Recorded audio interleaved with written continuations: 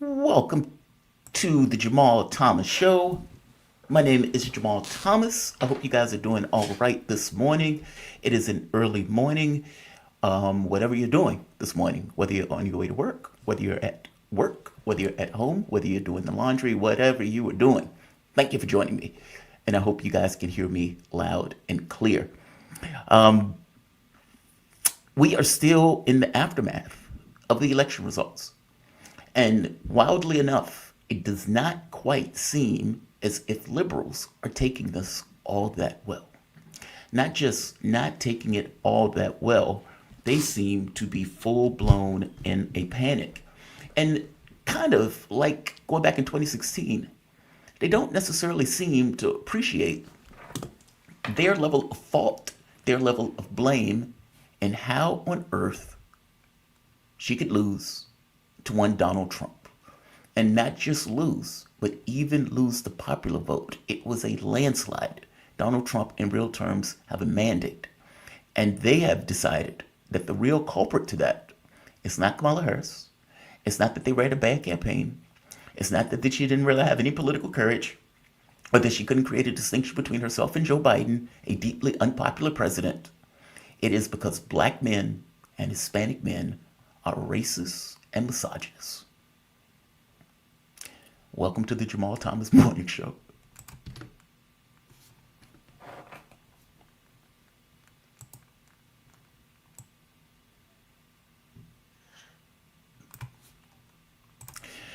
My name is Jamal Thomas. This is the Jamal Thomas Morning Show. If you guys dig the content, please give it a like, please share it, please subscribe to the channel. Our objective is to get 40,000 by Christmas. I know that is a big objective, but still, that is what I want to be able to accomplish. Also, if you guys really dig the content, definitely consider either supporting the content through PayPal, Patreon, or for that matter, Super Chats.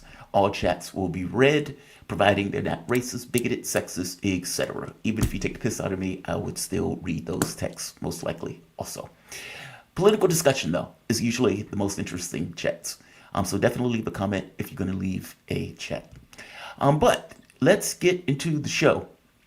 I have been fascinated, disheartened by some of the rhetoric that has been coming out recently over the course of this election. I was hoping that there will be some level of introspection. I was hoping that there will be some level of accepting the reality that, hey, maybe we're not as moral, as ethical, as superior as we thought we were. Maybe the American public sees us in a different light than what it is. But no, that is not the way that they have been accommodating this loss. From their point of view, black men are sexist, black men are racist, Hispanic men are sexist, Hispanic men are racist, and more to the point, that they are going to get a kick out of having people deported because they apparently didn't vote for Kamala Harris. In other situations, apparently, there's this new trend where they're going to withhold sex. They are going to withhold sex. So their plan is, well, you are not going to get any nookie, mister, because you didn't vote for our woman candidate. You have other people who are flipping out, basically yelling at black men for not voting for Kamala Harris, even saying, you people have black mothers. How dare you? As if the entire point of an election is to vote for somebody based on race, sex, gender, etc., etc., etc. That is not the point of an election. You choose the candidate that you believe is the most effective to accomplish the task that you're choosing them for. It's not about their race or sex. If it's about that for you, fair enough. It's not that way for everybody else. So, either way you look at it, they are trying to digest a brutal, brutal, humiliating loss. There are other events that are taking place. And in fact, just to back up that point, this is, I showed this clip yesterday with Joy Ann Reid, where her argument is, we did nothing wrong. It was a flawless campaign.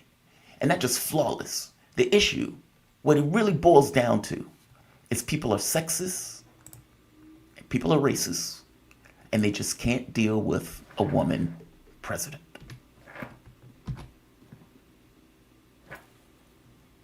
Important to say that, anyone who has experienced or been in the United States for any period of time and experienced this country's history and knows it cannot have believed that it would be easy to elect a woman president, let alone a woman of color. Let's just be clear.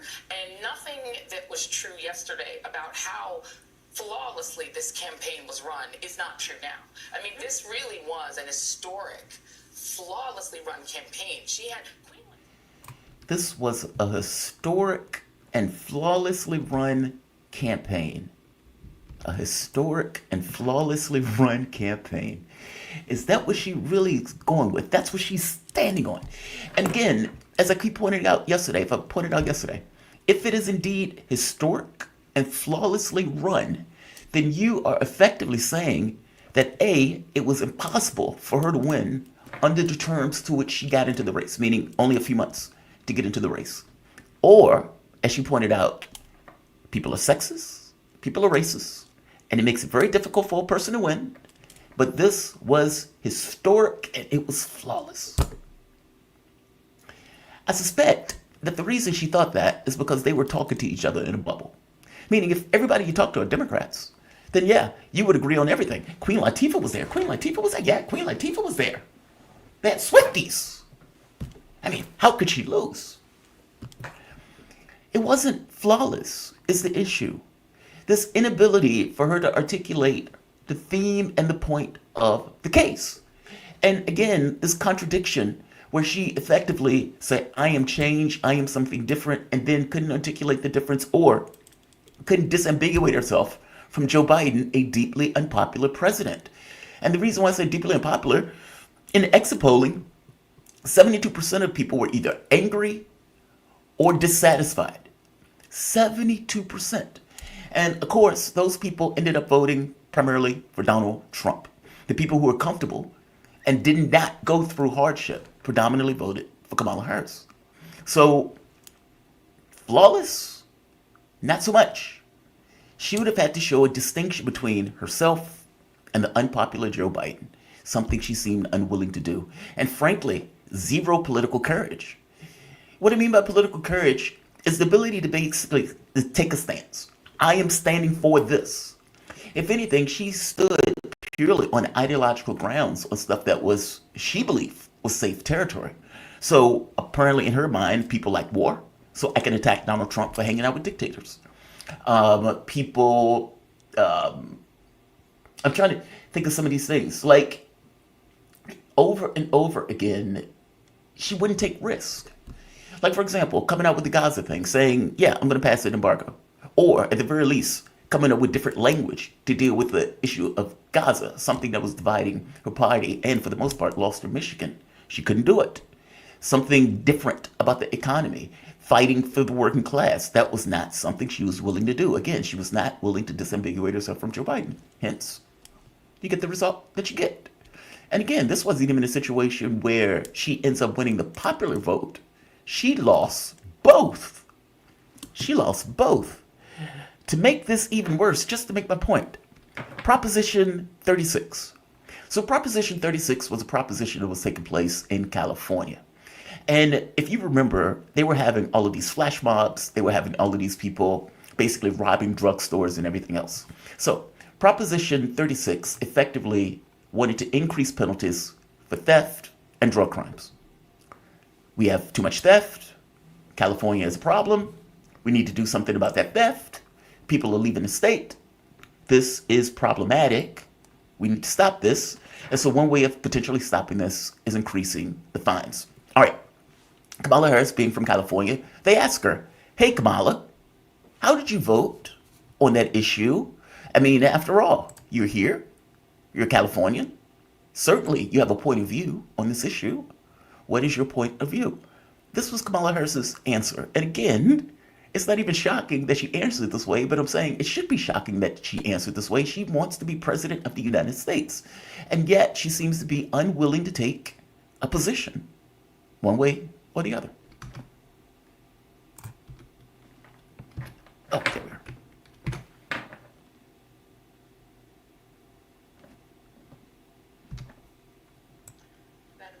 President, have you returned the ballot to California, and how did you vote on Prop 36? So my ballot is on its way to California, and I'm going to trust the system that it will arrive there. And I am not going to talk about the vote on that because honestly, it's the Sunday before the election, and I don't intend to create an endorsement one way or another around it. It wouldn't have been an endorsement. It wouldn't have been an endorsement. You were just telling what you were voting for. And let's be honest, I suspect the issue wasn't so much that it was an endorsement one way or the other. I don't think that bothered her.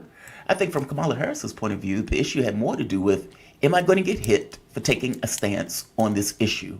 Meaning, is the left or other Democrats going to get mad at me if I take a position on this issue that they don't particularly like leading into the election? Now, Proposition 36 passed with over 70% support.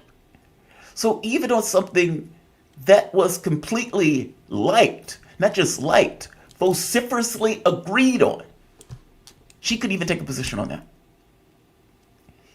I'm saying that all of this stuff bespeaks of a certain problem.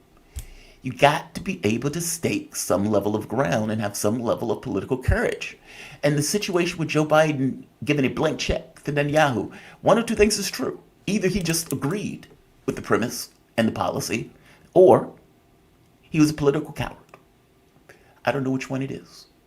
But I'm saying that part of her issue was stuff like that.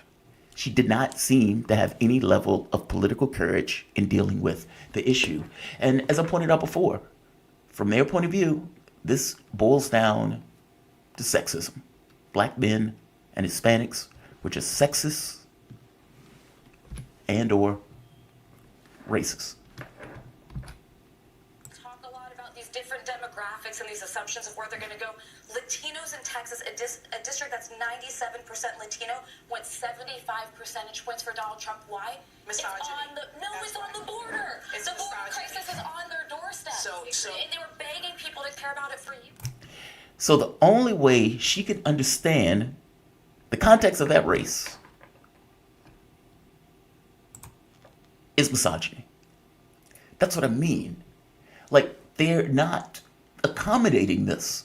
They've brought in Elon Musk. They've said black men and Hispanic men were just misogynistic. They've said that it is difficult to get a woman president. All of this stuff came in as excuses without any of them being able to just kind of deal with the fact that their party has an issue in regards to the way people see them and the way that they communicate to everybody else. It's that. Not to mention, it's the economy stupid. And we have our guests. Excellent. Let's bring in our guests. We are joined with the one and only Mark Svoboda, International Relations and Security Analyst. Mark, man, welcome to the show. How you doing this morning, Mark? Jamaro, thanks for having me. It's always an honor and a pleasure to be on the show. Mark, it is always an honor and a pleasure to have you, especially when there is news afoot. You are the man I go to in order to get some level of context in my larger world. So one of the issues that I suggest you came up, so the Wall Street Journal, well, let's start here first before we start anywhere else. Any thoughts on the U.S. election? I mean, Donald Trump has won the election. It was a landslide. It was somewhat of a mandate. Any point of view, any thoughts before we start off, just as a primer or a basis to start the conversation off? The polls are broken. The polling institutions are absolutely broken. This is the second time they have severely underestimated public support across a fairly large and diverse stretch of the American population for Donald Trump. Obviously, there's one of two problems. One, their methodology needs some serious reassessment. Wait, 1 second, Mark. 1 second, Mark. 1 second. There we are. Thank you. I'm sorry. Okay, Mark, I'm sorry. Let's start that one more time. Any take? I'm sorry, this one more time. There was an echo. I'm sorry. Any take on the U.S. elections, just to start to show off? Sure. The first thing to say is that the polls are broken, right? The polling institutions This is the second time they have severely underestimated fairly widespread across diverse demographic support for Donald Trump. We can draw two conclusions from this. One, their methodology is extremely flawed, and they need some serious reassessment and some type of fix applied. Two, they're functioning largely as propaganda institutions, in which case that might be an even more serious problem. But they certainly make the job of analysts and journalists extrememely complicated during an election season, because what else do we have to go on other than polling? Vibes? I mean, vibes is, me and all my friends hate Trump, or support Trump, right? That is, not any type of way to judge support across as large, as populous, and as diverse a country as the United States. So that's my first thought. My second one is how thorough and how quickly the Trump's victory, or Trump's Kamala Harris's defeat was, and I think after the first 12 hours passed, I'm a little almost, I don't want to say pleasantly surprised, because pleasant doesn't really factor into it. Yeah. But the Western mainstream media is, by and large, I mean, there are exceptions always, they're not blaming Russia, they're not blaming China, they're not blaming Iran, they're not even really blaming Trump. After the first 12 hours passed, they stopped blaming black men and Hispanic men and the like. That was kind of a racist gut reflex on their part, I would say. Speaking to you, Morning Joe. But other than that, since then, there has actually, I think, been some reflection and some recognition, even if they don't understand it, that Trump has managed to attract the support of the U.S. working class, and across multiple demographics. And the Democratic Party, that was once the stalwart guardian of working class values and voters, has completely lost touch with them. Yeah. And you might, you have to ask why. And I keep hearing Democratic elites say, but our policies benefit the working class. But do they really? No. Do they really benefit the working class? Because it seems to me that I'm not saying that Donald Trump's policies benefit the working class either, but the working class voted for a change. They're voting for at least someone who is giving voice to their concerns in a way that matters to them. Yeah. And that is a huge problem for the Democratic Party. They've become the party of minorities and wokeism and elite. And even the minorities this time around, didn't buy into the narrative for one reason or another that Trump is racist. In fact, they defected, certainly, at least, from what we've seen so far among Black and Hispanic men. Although it must be said that both white men and white women also voted for Trump. You can talk rural, urban, so divides like that.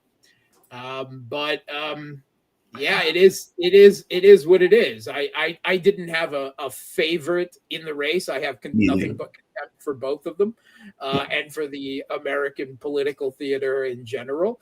But, from an outside view, it is somewhat comforting to see the initial liberal gnashing of teeth and pulling of hair and beating of the chest, and seeing their worldview. Mark, I hate to disagree with you on this. They have not had reflection. They have blamed Elon Musk They have blamed black men, they have blamed Hispanics every bit as much as yesterday, where the View was effectively saying that all of these people were just misogynistic or, for that matter, racist. There has not been this kind of, maybe the public doesn't like us, because I've asked the same question to the Democrats that have come on the show. It's like, okay, if you guys, how did a blue collar billionaire, a literal billionaire, how did he take the mantle of being the fighter for the working class? Whereas the party of unions that going back, since like the 60s or whatnot, how did the party of unions lose the working class vote? And more to the point, the Teamsters didn't even back the Democratic Party this time around because the majority of their members wanted to back Trump. And my thing is, how did you lose that status and positioning to billionaire?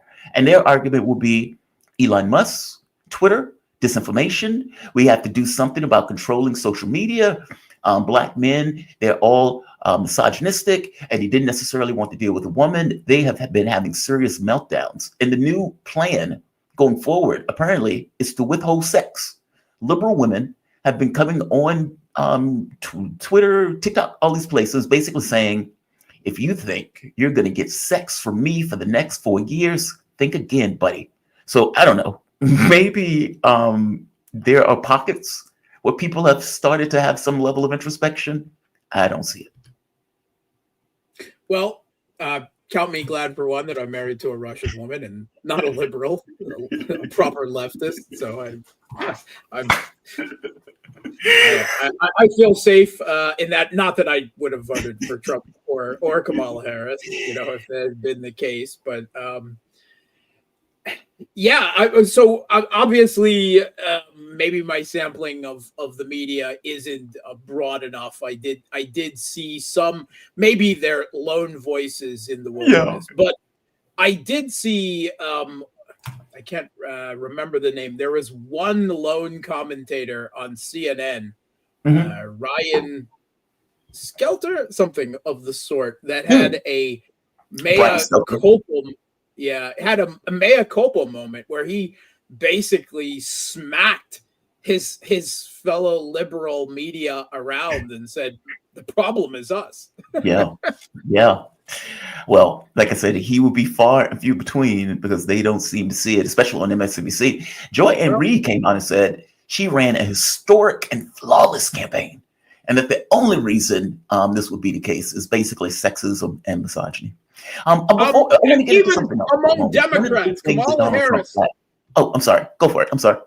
Yeah, even among Democrats, Kamala Harris was regarded as a failure up until they finally admitted that Joe Biden, late in the game, did not have the cognitive powers to run, much less serve another 4 years. That's all on them.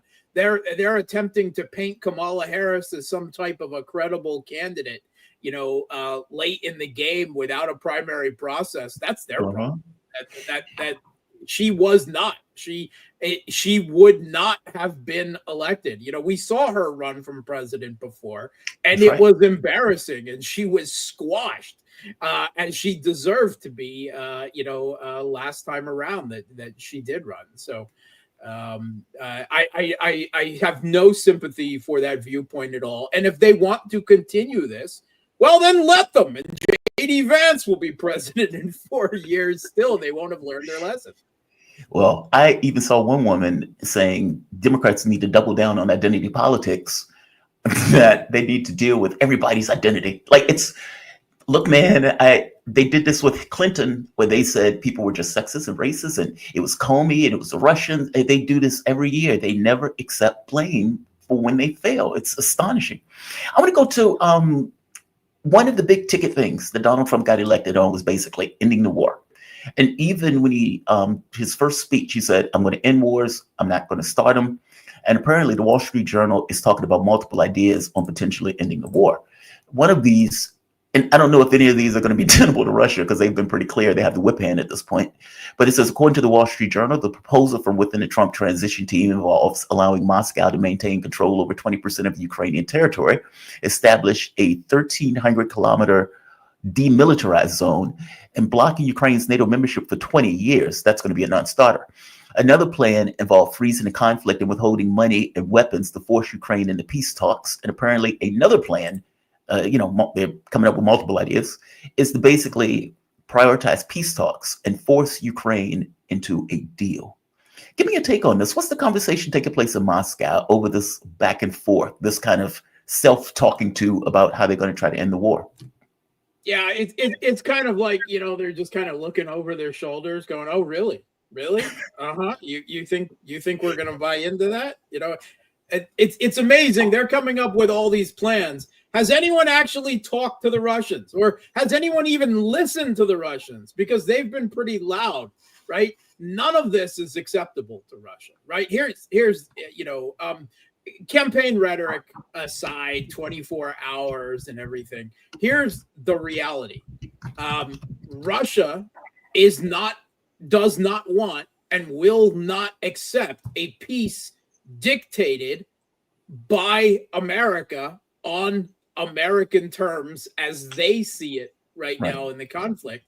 Because as far as Russia is concerned, they're at war with the United States and they're winning. That's the viewpoint from Russia. I mean, that's literally what the Russian presidential spokesman, Dmitry Peskov, said. We are directly and indirectly at war with the United States, right? Yeah. Or they are directly or indirectly at war with us, perhaps is the better terminology in Ukraine. And they've said it again and again and again. We're not interested in a ceasefire, right? We're not going to give you time to rebuild a Kiev regime military. We're winning. Why would we do that? We're not going to do that. And it's not, we're going to put off NATO membership for Ukraine for 20 years. No NATO membership for Ukraine. No, you're not bringing NATO closer to our borders at all. It's not happening. And if you insist on it, then there won't be a Ukraine. It's as simple as that. And I mean, they get even more hilarious. They're talking about a buffer zone, a demilitarized zone, staffed by EU troops. We've been killing EU troops from EU countries, right? Who have been in Ukraine, and they've been killing Russians for the last, going almost on 3 years now. Why would Russia accept any of this? They're winning. Hello. And Trump has made threats, of course, to Kiev regime will withhold the arms unless that's not, because you continuing to arm them is a no-go. Right from the beginning. But he's also threatened Moscow, right? He's threatened, unless Putin, right, takes my deal, I will flood Ukraine with weapons. And Russia's like, oh, really? What weapons would they be? Because if you had any weapons to flood Ukraine with, Biden has already given them. You're on monthly production with no time no capability in the short to medium term to ramp up your military industrial complex, which simply isn't geared up for this type of conflict.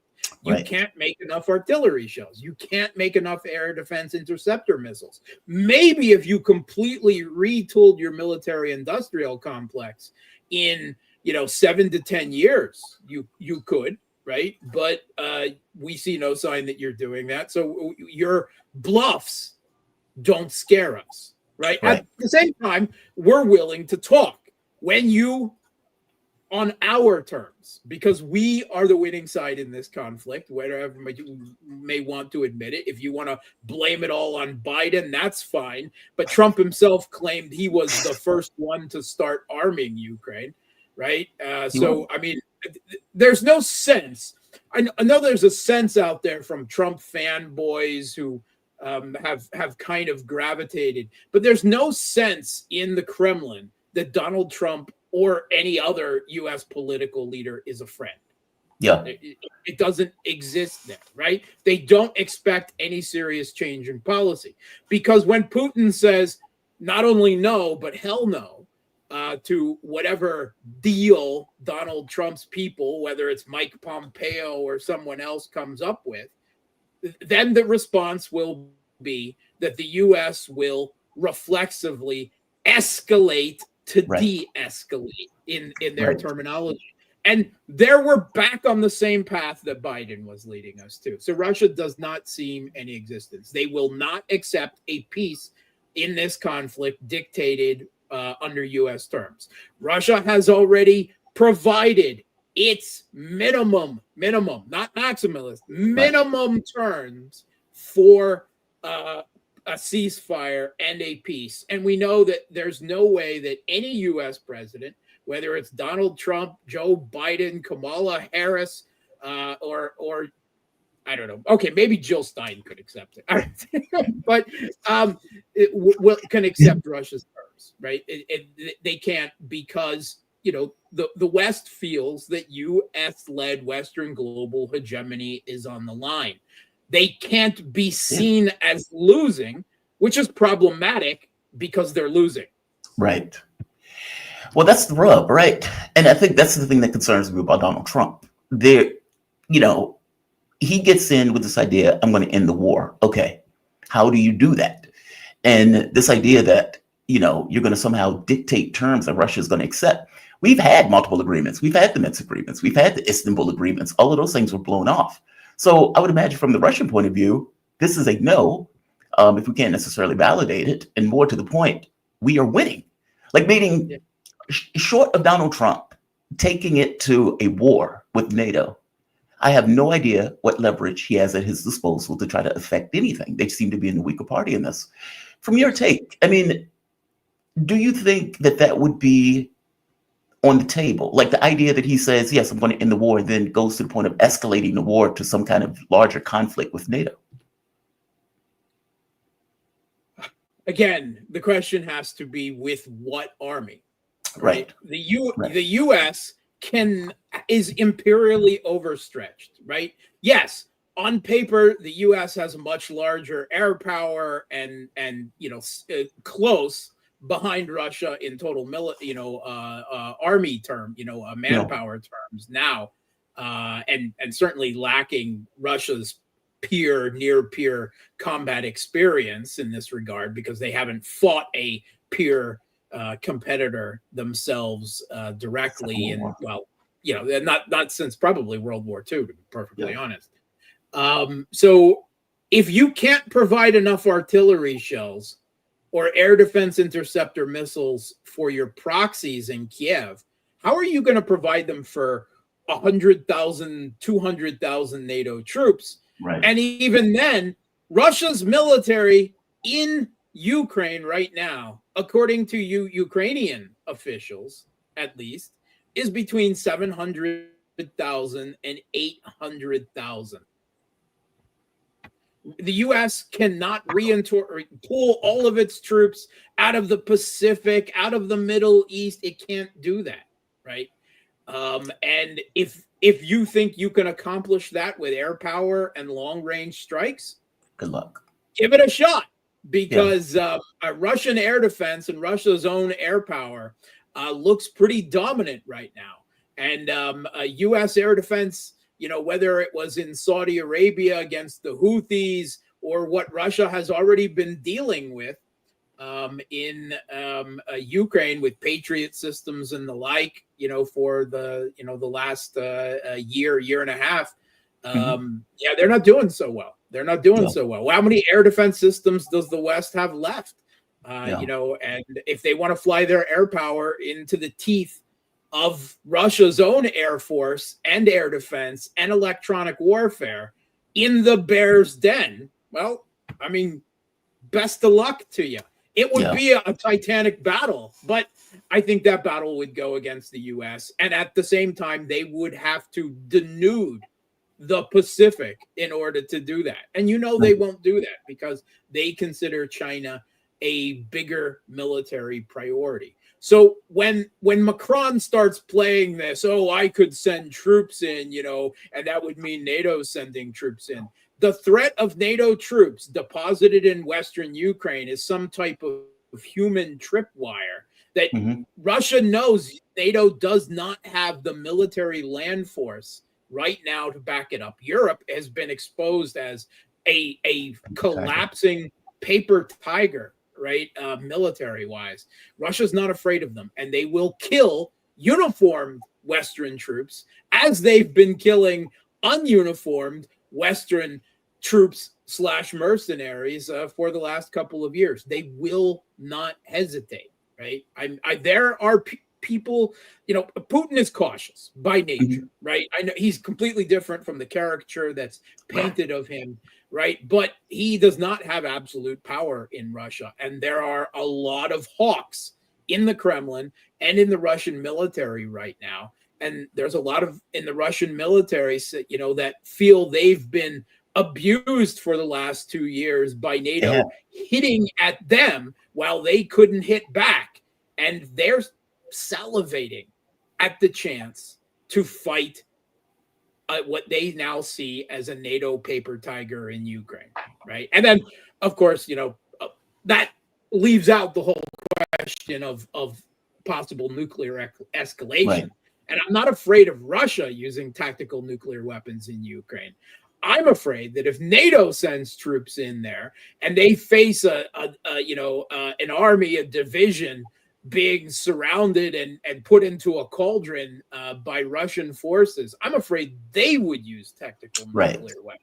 Right. That's my big fear, like in Odessa or something of the sort. And Russia has made clear from the beginning that they will not tolerate Western troops anywhere in Ukraine. Well, that is the rub. I mean, NATO has exposed itself as somewhat of a paper tiger. I mean, for God's sake, they have put all of this bet on Ukraine, and we are going to destroy Russia economically. We're going to destroy them militarily. Neither of those things has taken place. And now Donald Trump comes in with a far weaker hand into this conflict. So I guess the question is, what happens now? One of the other things, you mentioned manpower. What is the manpower differential between Russia and Ukraine at this point? I know Ukraine was saying they wanted to conscript 500,000 people or something like that. And of course, there've been a lot of talk, even in the West, about manpower shortages in Ukraine, whereas Russia has been boosting up their military to over 1 million men. What is the differential in regards to manpower between the two sides currently? Okay, so I think generally accepted, there's enough evidence on both sides that Russia probably has close to, or will by the end of this year, 800,000 troops, volunteer contract soldiers for the most part involved in the special military operation in Ukraine. And that number keeps increasing, not getting smaller. Right. And it was admitted by the U.S. General Cavioli, the U.S.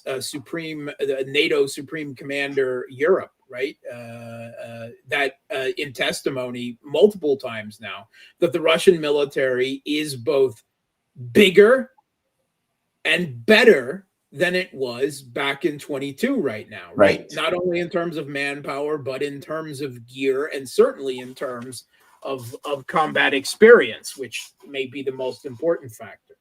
So we can, we're pretty sure on that. How many troops the Kiev regime has left is a little more difficult to judge. According to the Kiev regime, they now have more than 1 million troops under arms, right? And they've only suffered some 31,000 casualties, according to Zelensky, right?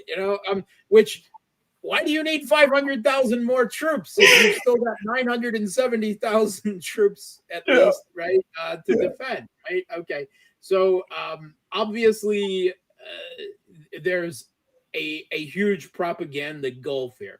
By, I think, best estimates right now, the Kiev regime has probably less than 250,000 capable troops left at this point on the front line that are capable of fighting, and a significant amount of those increasingly are forced conscripts, territorial defense units. So if we're talking real troops left, right, because I don't consider forced conscripts in territorial defense battalions to be anything more than meat, we're probably looking at 150,000 left. That's it. That is the remnants of 3 Kiev regime armies, that have been destroyed effectively since the beginning of this conflict. That's what they have left. And they again, they wasted so much of what they had left in Kursk, and now they're doing the same thing, throwing good after bad far too late in the game into Pokrovsk. Mhm. And they just don't have an officers corps at this point. They don't have an experienced officers corps. They don't have senior enlisted with combat experience in enough numbers left, right? Who aren't, Yeah. crippled or or wounded. They've suffered enormous manpower loss, and yes, they can keep conscripting people. They can lower the conscription age No. down to 18, and that could buy them some time. Zaluzhny has even raised, as has been done before, conscripting women into combat roles. But all of that is not going to win them this conflict. It will at most buy them time, not much time, and it will denude Ukraine of its population and future. How do they plan 150,000 men? It's not much. I mean, in fact, 150,000, if I'm not, correct me if I'm wrong, is what Russia went in the special military operation with in the very beginning. How can they maintain this? I mean, do you really still believe that they can limp on for another year or so? I mean, this doesn't necessarily seem like they can maintain military That's effectiveness exactly. with I this mean, small if amount of they manpower. if they lower the conscription age, right, that is another 400, 500,000 troops right there, right? And if they conscript women more, right, it doesn't mean that they will be effective, but and they can't even do proper counterattacks, and so forth. But they can defend cities, right? Not in the Wow. long term, but in the short term, they can.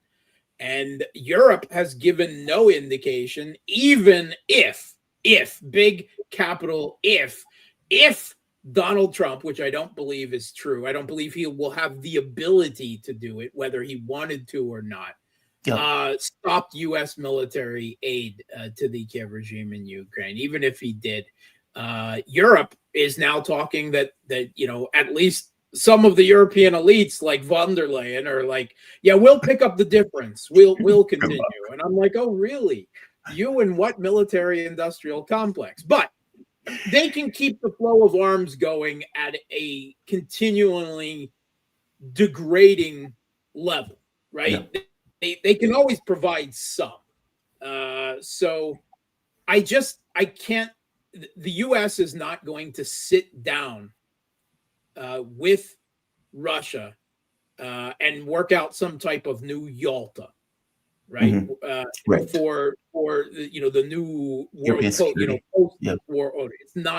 That's not going to happen, right? The U.S. will at most say to the Kiev regime, all right, you do it. And there's no way that Zelensky is capable emotionally, mentally, psychologically of sitting down and accepting a surrender, a capitulation. I believe he would rather burn Ukraine to the ground than put himself into that position. As far his own people say he's delusional, right? Yeah. That he's the emperor without any clothes. I mean, they've said that in the Western mainstream media.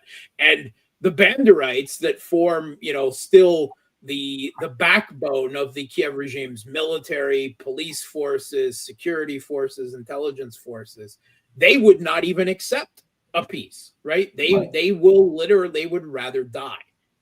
They will fight to the end, and they will attempt to take the rest of Ukraine down with them. And right now, there simply is no ability to resist this regime in any meaningful way, because any man that goes out on the streets to protest is going to be dragged off to the front within a few days. So that it unfortunately there's just not a lot of room to get this bloated Banderite tick off of Ukraine's body. Did you see? Let me see if I can show you. Did you see this? Some Ukrainians apparently have feelings about Donald Trump getting elected and chose to show those feelings right here. This. I don't need to play the value, but I think you can see it. This is them shooting at and then setting on fire an effigy of Donald Trump. Trump 2024. More power to you guys. I hope that gesture was worth it, and I sincerely hope that somebody puts that across as Trump's desk. That's all I'm saying. As far as he is concerned, right? The attempt to assassinate him was motivated in. I mean, I know they're attempting to blame Iran now, right? That's to try to divert his attention away from Iran, but Yeah. At least in part, the motivation to kill him was over Ukraine. Yep. And that's the exact same situation that the Slovak Prime Minister Robert Fico was nearly assassinated under, right? So if you don't think he's going to remember that, I mean, I don't know. I mean, I don't know how well his memory goes, but I just keep it up. Well, he thinks Ukraine screwed him over in the first election, so he's He does. And like you said, I mean, the wild part is all of the Ukrainian connections that was associated with the guy that tried to kill him were astonishing. And they immediately were like, it's totally the Iranians, totally the Iranians. Speaking of burning a country to the ground, the Schultz government. So the Schultz government is apparently collapsing. Now, I've mentioned this, I think, almost like a year ago, saying that these European governments are going to collapse under the strain of trying to convince their populations to back Ukraine at the expense of their own populations. And so apparently they had a budget deficit. There was this conversation about, okay, how are we going to give money to Ukraine? Schultz just wanted to keep giving money to Ukraine. And the conversation was like, why are we doing this? This is failing. Either we need to escalate or we need to come up with some other option, but we have a budget shortfall. We can't just keep doing the same thing over and over again. Give me your take on this. I mean, it blows me away that the German government, the term I think keeps coming up to me is cuck. And the reason I say that, you have a situation where they are blaming Ukrainians for blowing up Nord Stream, simultaneously undercutting German energy independence, and Germany is still giving them money and weapons. That is astonishing to me, even at the expense of their government imploding. What is going on in Germany? Okay, so my understanding is that the final collapse of this fragile Schultz-led coalition between his SPD, the rabidly anti-Russian Greens, right? The leader of the party isn't bareback, but she acts like it. She is the foreign minister. No. And the pro-business, I believe they're called the Free Democrats, is the third party. And that's the party that ended up defecting, right? Because the leader of that third party, of the pro-business party in Germany, that was in charge of the finance department, right? And there's evidently at least a 9 billion euro hole in Germany's budget, right? Germany is deindustrializing. They've destroyed themselves with the sanctions war on Russia. And Schultz wanted to continue providing billions of dollars to the Kiev regime in Ukraine. Germany's constitution requires a balanced budget. So evidently they were trying to convince the leader of the Free Democrats as finance minister to just give us some leeway, just ignore our own constitution. And don't worry about a balanced budget. We'll deal with it later. And so that we can keep, providing this billions of our, taxpayer euros to the Kiev regime. And he said, finally, no. I'm not violating my oath. Right, my own oath, my own office, and so forth, and that immediately triggered a vote of no confidence, and so there will almost certainly be snap elections in Germany. Now, here is the problem: is that much like we saw in France, even with snap elections, there's now two anti-support for Ukraine parties. There is the far right, quote unquote, alternative for Germany, and there's Sarah Wagenknecht's far left party as well. Well, they have both done better in regional elections, right? Particularly in East Germany. But it is extremely unlikely still that they will have enough public support to come anywhere close to winning the election themselves. So the almost certain outcome of German snap elections is going to be that the Christian Democratic Union of former Chancellor Angela Merkel will emerge the largest party, and they will almost certainly form some type of grand coalition with Olaf Scholz's SPD, probably without Olaf Scholz, to form, a bare government. But both of those parties are anti-Russia and pro-Ukraine. So even if the government falls over the issue of Ukraine, you'll still get a support for Ukraine government. That's the way democracy is managed in many Western countries, including the United States, right? You oh, you don't like Coke anymore? Well, here's some Pepsi, right? That'll solve all your problems, right? Yeah. The center left, center right shuffle. And it's near to the breaking point, right? We saw that in France. It came very close, but then everyone gravitated to prevent Marine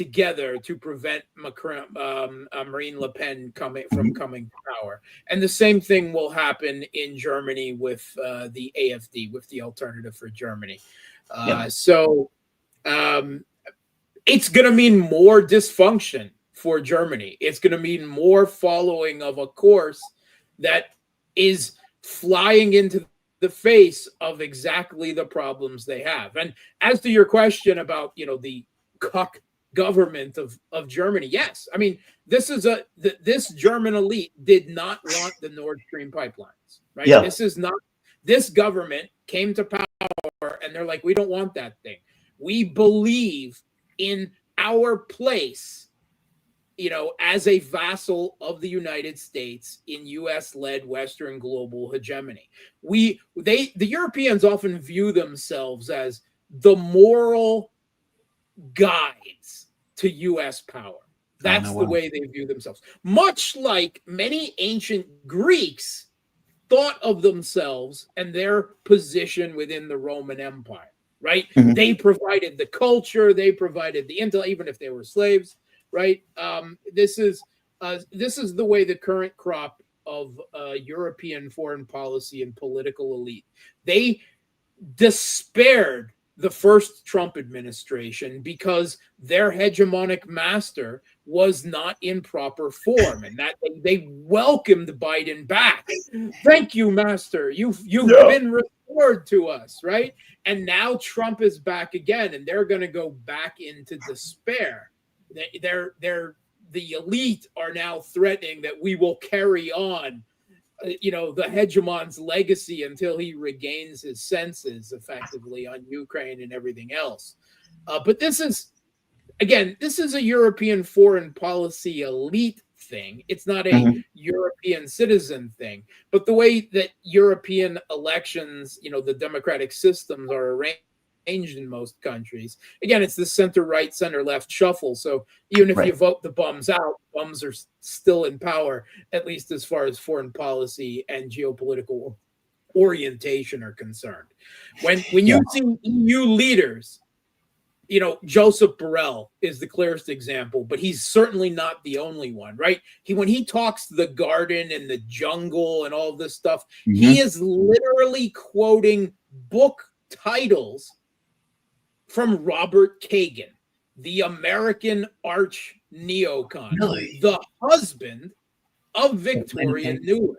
This EU, and again, they quote Robert Kagan. The EU foreign policy elite right now has been mentally colonized by U.S. neocons, and they've developed their own parallel strain of exceptionalism, this messianic supremacist ideology that tells them that they are systemically and morally and societally superior to every other country on earth, and they have not only the right but a duty to refashion the rest of the world in their image. They garden. Yeah, out of their minds. I mean, like the idea that you would damage your local population at the behest of the United States is outrageous. And if you remember, Schultz was standing beside Joe Biden when Joe Biden effectively said, "I'd blow up the pipeline." So yeah, there's that. Mark, before I let you go, we have about 4 minutes left. I wanted to move to Israel for a bit. There's been a bit of controversy in Israel. So apparently the Netanyahu government has been leaking faked, forged documents in order to undermine the ceasefire talks. Well, we knew he didn't want the ceasefire talks, so there's that. On the other side of it, Gallant just got fired. Now, Gallant came out and he gave, let me see, I'm going to play this from Gallant. But I want to get your take on what he's saying here for the moment. Give me 1 second. This. Comes as a result of a dispute on 3 issues. The first, my firm stance that everyone who is eligible to be drafted to the military must be drafted to the military. They must serve in the IDF and protect the state of Israel.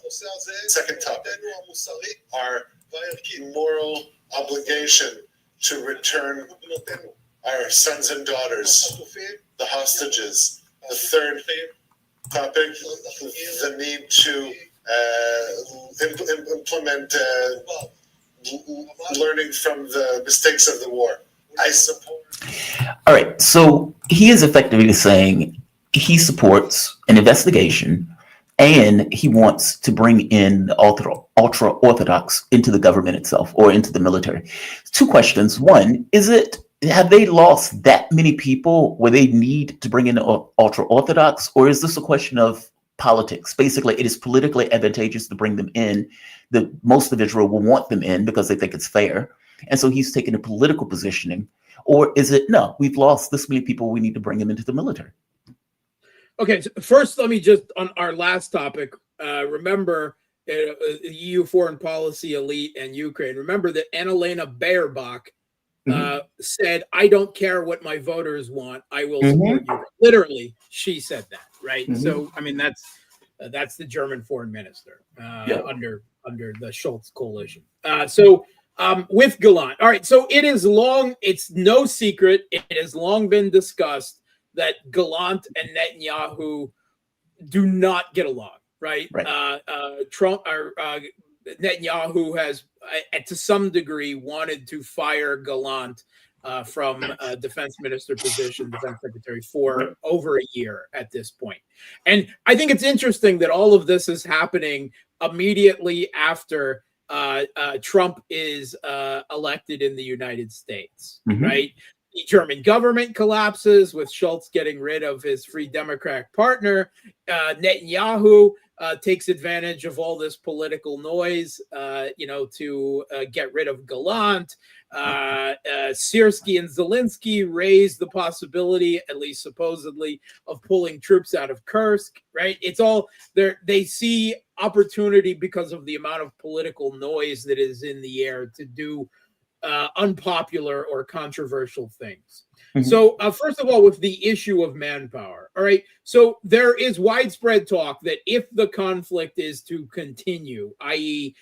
Not just the conflict against Hamas now, but the military occupation of South Lebanon, then yes, they've suffered enough losses that they need another round of mobilization in Israel. Now, does it have to be the ultra-Orthodox? No. That is a societal thing. And the majority of, according to the polls in Israel, the majority of Israelis, and if you look at the polls, the majority of Israelis are actually secular. They identify as secular, right? The majority of Israelis believe that the ultra-Orthodox should serve just as their own children should serve. Now, the issue is that Netanyahu's government is far right and dependent on votes from the Orthodox, ultra-Orthodox vote. So that's why they've been, there's been conflict with Gallant over this time. But this is an internal issue. They need more troops if they're going to continue the war against Hamas and Hezbollah and potentially Iran, down the line. And I guess we can't forget the Houthis either in Yemen. But it doesn't have to be the ultra orthodox. That's societal, right? That's a political question. The other issue, I mean, the hostages. Supposedly, that's long been an issue for Gallant. Is that Netanyahu has not made it a priority and has made more of a priority going after Hamas than any type of temporary deal that supposedly the U.S. was pushing for that might have gotten more hostages back. Again, more domestic, I would say, and personal between Gallant and anything else. As to questions about the October 7th operation and everything that's happened since, well, there's no question that, it's been reported in the mainstream media, the Western mainstream media, and the Israeli press that Netanyahu has yelled at his own generals, has yelled at Gallant in meetings, calling them cowards. So obviously Netanyahu is still trying to get the Israeli military to cash checks that they don't feel that they can cash, right? That they have the ability to do right now. But right now, I would say that Netanyahu looks more secure than he might have a year ago if he had tried this, because he's assassinated all of Hezbollah and Hamas's political and military leadership. He could, right, if he was so inclined, simply take that as a win and end right there, but he's not inclined to do that. But now with Trump being elected in the United States and it being at least assumed and perceived that Netanyahu and Trump have a good relationship, I think Netanyahu is looking more secure than he has previously in the last year and a half going on. Mark, man, thank you for this. Always appreciate you, Mark. Mark Sloboda, he's an international relations and security analyst. You can follow Mark on Twitter at Mark Sloboda1. Find him on his YouTube channel at Real Politic with Mark Sloboda and on Facebook at facebook.com/Gramsci. Mark, thank you for this, man. Always appreciate you. Thanks for having me. All right. I am going to take a quick break. You guys are listening to the Jamal Thomas Morning Show. Shout out to Mark. Always appreciate him. And I think one of you guys said he's been right on this more than pretty much anybody else that we've talked to. So shout out to Mark. Look, if you guys dig the content, give it a like, share it, hit the subscribe button. On top of hitting the like, share, and subscribe, hit the notification bell. If you guys really dig the content, consider either giving through PayPal, Patreon, or for that matter, a super chat. All chats will be read, considering they're not racist, bigoted, sexist, etc., etc. So I'm going to take a quick break. I will be back in a moment.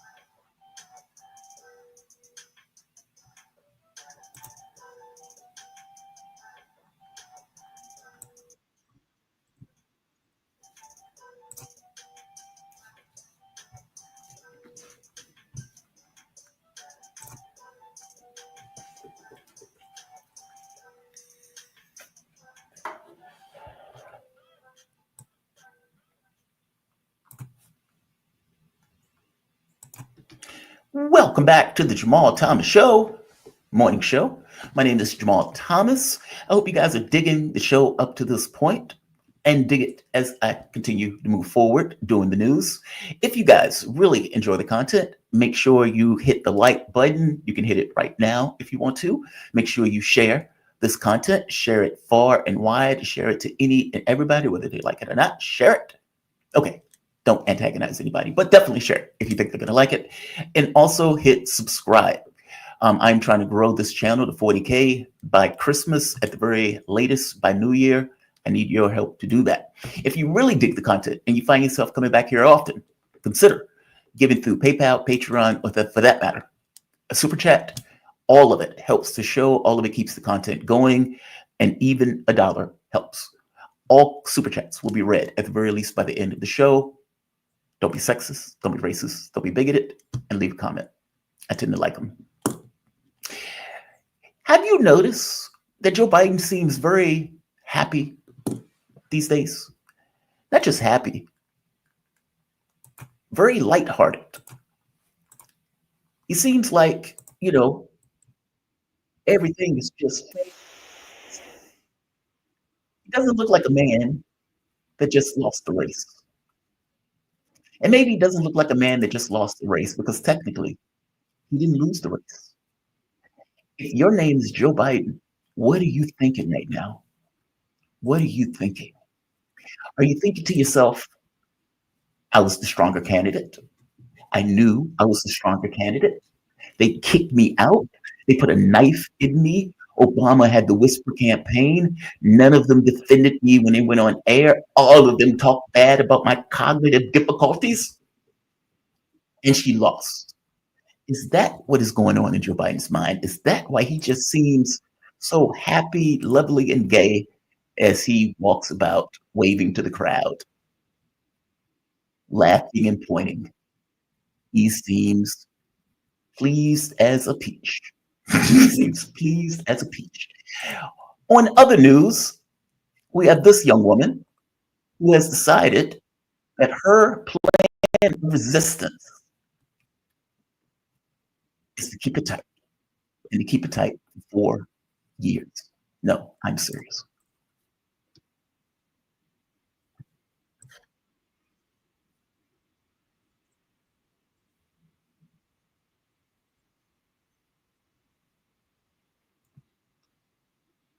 One second, there's something going on with this. There we are. That's the issue. All right, let's try this one more time. I'm sorry.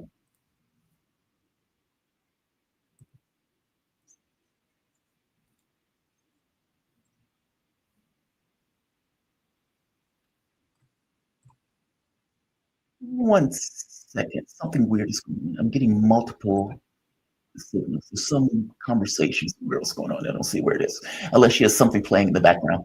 Basically, let's just assume she has something playing in the background. She is effectively saying she's not going to have sex for 4 years. For 4 years, she's going to keep it tight. And that anybody that decided that they wanted to vote for somebody other than Kamala Harris, good luck getting any nookie. Now, she is not the only one who came up with this idea. Somebody else, there's been a few people who come up with this plan of, we are going to keep it tight. You wanted us to keep an aspirin between our knees. Damn it, we're going to do it. For 4 years, you get none. As Mark pointed out, he is a Russian woman. This is not going to be an issue for Mark. It is going to be an issue, I suppose, for all of us, for the rest of us. Fair enough. She's an attractive woman. I'm pretty sure she has plenty of suitors. Sad day for them. There have been other people who decided they wanted to double down on identity, which is mind-blowing to me. Meaning, from their point of view, their theory of the case is that Donald Trump tapped into identity politics and realized that everyone has an identity and you need to really hit it. So for all of this talk about Democrats leaning too much on identity, nonsense. That's not the way it is at all. You need to really hit it on the head. What these people miss in their theory of the case is that they're ideologically blind, meaning they're looking at this purely through these kind of racial, sexist, ideological terms. And so for them, for a hammer, the entire world looks like a nail. What they miss and what she might not have apparently looked at the exit polls, it wasn't about race, it wasn't about sex. If you look at it, the Democratic Party lost the working class. And more to the point of losing the working class, when you look into the numbers, the people who have been hurt, either from badly hurt by inflation or moderately hurt by inflation, the overwhelming majority end up voting for Trump. The people who were comfortable and were not bothered by the inflation issue voted for Harris. And you can even see the breakdown in regards to the upper incomes, the higher educations, the higher degrees, the higher incomes voted Harris. They lost the working class. Now, again, it's easy to say everybody is sexist, racist, bigoted, misogynistic, black men, Hispanic men didn't support their own. You could say all of that. But on some level, you have to deal with that point. Why, when Hillary Clinton ran against Trump, did 30% of those people move from Obama to vote Trump? You have to explain that. More to the point, how did the Democratic Party, the party of unions, the party of the working class, the party of the poor, how did that party get bodied by a billionaire? And not just bodied by a billionaire, the billionaire assumes the position of, I am the man fighting for the working class. How does that happen? Now, you can say everybody's sexist and racist, but in real terms, you have to engage that. You have to figure out, why is this the perception of the American public? Now, I would point out, and one of the other weird issues that keep coming up is they keep saying the left is a problem. Meaning they're acting as if Kamala Harris is somehow on the left. Now, what they're calling the left, though, is not really the left. They're mangling this idea of the left with wokeism. This idea that, yeah, we totally should deal with pronouns. And we did pay a lot of attention to pronouns. Yeah, we don't see anything wrong with having a kid cut their testicles off in middle school. Like, these items that come up with this wokeism stuff, they are acting as if these things are synonymous with the left. They are not. They're synonymous with the Democratic Party. I would argue censorship falls into that. I would argue that war falls into that. This inability to negotiate falls into that. All of that stuff falls into what it means to be a Democrat. I don't think that stuff falls into the context of what it means to be on the left, especially in the context of the left being a primarily economic view of the world. Meaning, when Joe Biden ran and he did everything in their power to get rid of Bernie Sanders, all right, the failure of the left is the rise of the right. The center fell apart, meaning the center was not attending to the needs of the American public. Because the center was not attending to the needs of the American public, logically, the public starts looking for something else. All right, this particular thing is not suiting my interests. It is not serving the job that it was supposed to do. Okay, what other product is out there that may accomplish this objective? The Republican side brought up Trump, 18 other Republicans. They chose Trump. This guy's different. All of these people are the same.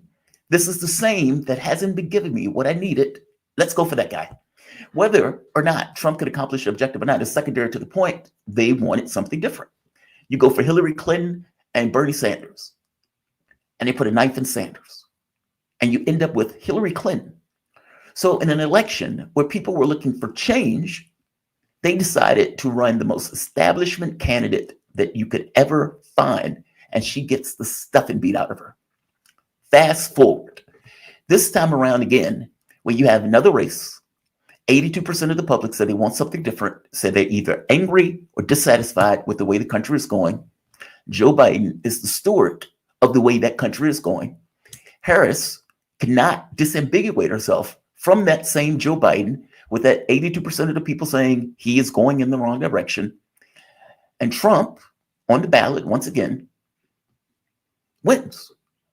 And not just wins the popular vote and beats the stuffing out of her in a landslide in the Electoral College sense. And from their point of view, it's not about people hurting. It's not about people looking for something different. It's not about Kamala Harris being deeply unpopular or awkward or not even necessarily doing all that well in the primaries the first time she ran. It's not about her not having the theory of the case. Misogyny, sexism. Misogyny and sexism. They are not accommodating this well, just like they didn't accommodate it with Hillary Clinton. It is bizarre. It is weird. Another reaction is from Michael Cohen. I have to be honest with you. I laughed my ass off so hard at the Michael Cohen thing. So if you remember, Michael Cohen was the one that Donald Trump described as the greatest liar of all time. And the reason why he described Donald Trump as Trump described him as the greatest liar of all time, Cohen was Trump's lawyer. And Cohen was the one that they effectively used to say that Donald Trump was paying off a porn star, Stormy Daniels. This goes to the whole New York case and everything else. All right. Trump left Cohen in the lurch. Cohen spent time in jail. Cohen was very angry at Trump because of that. And so MSNBC and these liberal networks will bring Cohen on in order to attack Trump relentlessly. Attack him. And Cohen wanted Donald Trump to spend time in jail himself as a repudiation of what basically took place with Cohen. All right. So with all of the lawsuits, all of the court cases, you can imagine with Donald Trump being under a huge amount of legal pressure, Cohen was the darling of MSNBC. So what happens now that Trump beat back the blob? He beat back the lawfare. He beat back all of the newspapers and the media. He beat back this contingent of people in Europe that didn't necessarily want him to win, meaning he beat back everybody. He even beat back assassination attempt that basically tried to blow his head off. He beat back everything. So you can imagine that some people are going to be eating a lot of crow, Cohen being one of them. So Cohen goes on to a live stream and gets mercilessly roasted. Mercilessly roasted. This is Michael Cohen talking to his fans, I suppose, about Trump's win and that he is not leaving the country after all. This is utterly hilarious. Wow, genius you are. Can we stop with that? I appreciate it. I don't like the stupid turkeys. All right, let's just knock that stupid shit off, please. All right, just to be clear what's happening right here. So while Cohen is trying to have a live stream, and they keep putting a filter on him. And one of the filters they were using was a turkey filter. They kept putting like a turkey head. And he's like getting more and more angry as this goes on. It's like, cut that out, stop doing that. Let's go back to it. Genius you are. Can we stop with that? I appreciate it. I don't like the stupid turkeys. All right, let's just knock that stupid shit off, please. All right. I did. I said I was leaving. And then the following day, get them through your dumb heads. The following day, I turned around and I said that there's no chance in the world that I'm leaving my country. Thank you very much. All right? I'm not leaving anywhere. You leave. This is my country.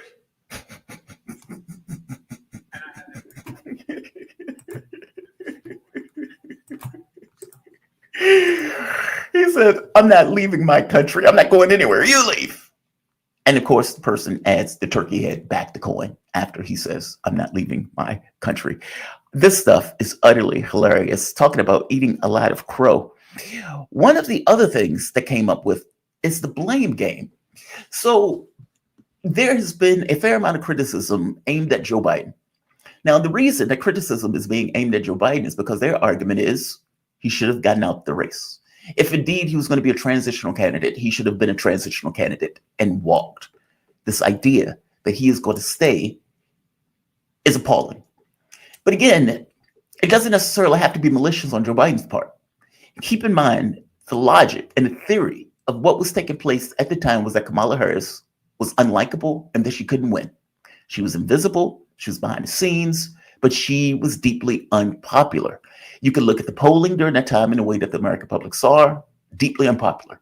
Now, if you're Joe Biden And the only thing you have to go by is the polling saying she's deeply unpopular. You think she's deeply unpopular. Then what is your thought? If you don't think she can carry the burden and win the race, then how do you step down and put her in the race? Now, the problem for Joe Biden is that he was not cognitively altogether there. Keep in mind, they had the Her report where Democrats freaked out because Her pointed out that Joe Biden wasn't altogether cognitively there. He wasn't wrapped tight. He was having mental difficulties. You have an old man with a poor memory that can barely communicate. So if the man can barely communicate, it becomes a very difficult thing for him to either go on the debate stage or, for that matter, pursue a campaign. He had to step down. The problem becomes, okay, if he steps down, who do you take over? How do you put Gavin Newsom into that spot? How do you put anybody into that spot? Let alone, how do you have a mini primary? Now, this is where all of the criticism is coming in for Joe Biden, because their point is, if you would have had a legitimate and honest primary, the strongest candidate would have been chosen. That strongest candidate might not have been Kamala Harris, let alone, even if it was her, you would have been able to elucidate her flaws, her weaknesses, and that stuff would have been, let's say, added into the public consciousness in a way that could have inoculated her and the party before getting to the election. What I mean by inoculate, when, let's say, for example, they find out that you had an affair and it's thrown into the public eye. This person had an affair. All right. For the first week, for the first 2 weeks, maybe even for 3 weeks, it may be big news. But at a certain point, the public accepts it and moves on. Part of the reason that Kamala Harris wasn't successful in characterizing Donald Trump as anything else is because Donald Trump had been in the public spotlight for like 10 years. Every crazy thing that he said has been baked into who Donald Trump is. So calling him a Nazi, calling him Hitler, for one, he was already president. So it's kind of difficult to make that argument that he's Hitler and a Nazi when the man was already president of the United States at one point. On top of that, people already have a cognitive image of who Trump is in their minds. It is very difficult to shake an image once that image is already formed. And they know that the hysteria that you were bringing to the mix had more to do with your difficulties in the election. The same thing is not really true for Kamala Harris, though. Harris wasn't really into the public limelight like that.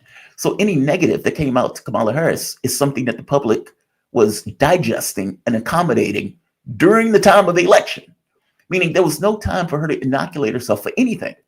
And the only way she could really get from point A to point B is to be able to communicate. And her ability to communicate was somewhat stunted and somewhat challenged. It came across as scripted. It came across as inauthentic, awkward, even with an inability to give her theme and reason for even being in the race, short of Joe Biden flamed out and they just want the power.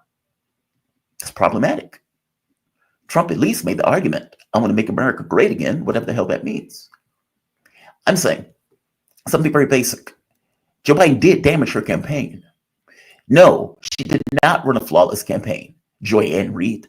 But by the same token, Joe Biden and his choice to not have a primary, his choice not to be a transitional candidate and step back, did damage Kamala Harris's campaign.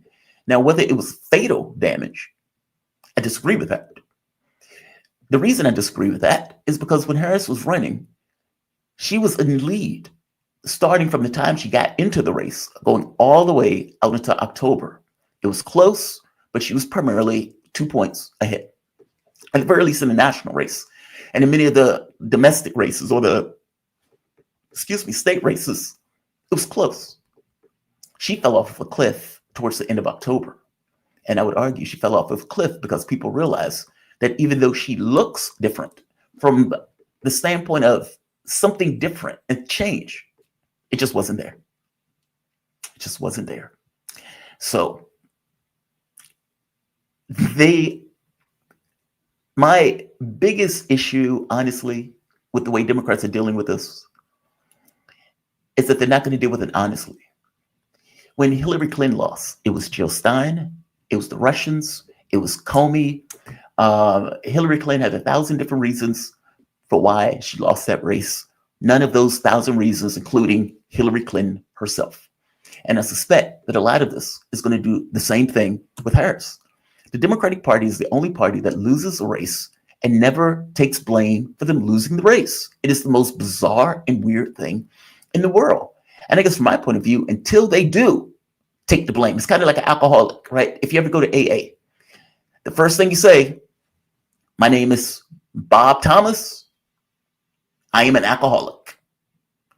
You do that because you want to acknowledge very clearly, I have a problem. And in acknowledging you have a problem, you can at the very least make inroads in trying to solve it. If you are the Democratic Party and you cannot acknowledge that the way the public sees you, the way you come across, the things that you say, the way that you communicate alienates a large part of the country, then you can never accept that you have a problem.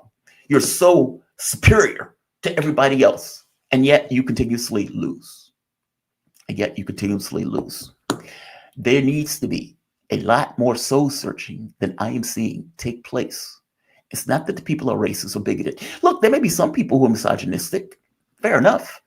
But that was true even for Obama, meaning there were going to be some people who were against a black person or black man being president. That is always the case. Still got to get elected. Still got to get elected. And you can still maximize your chances in the things that you do in lieu of trying to get elected.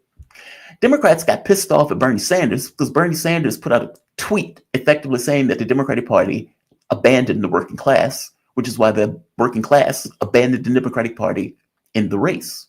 He's right. Now, mind you, Sanders is also the guy that says Joe Biden is the most progressive president since FDR. So take that with a grain of salt.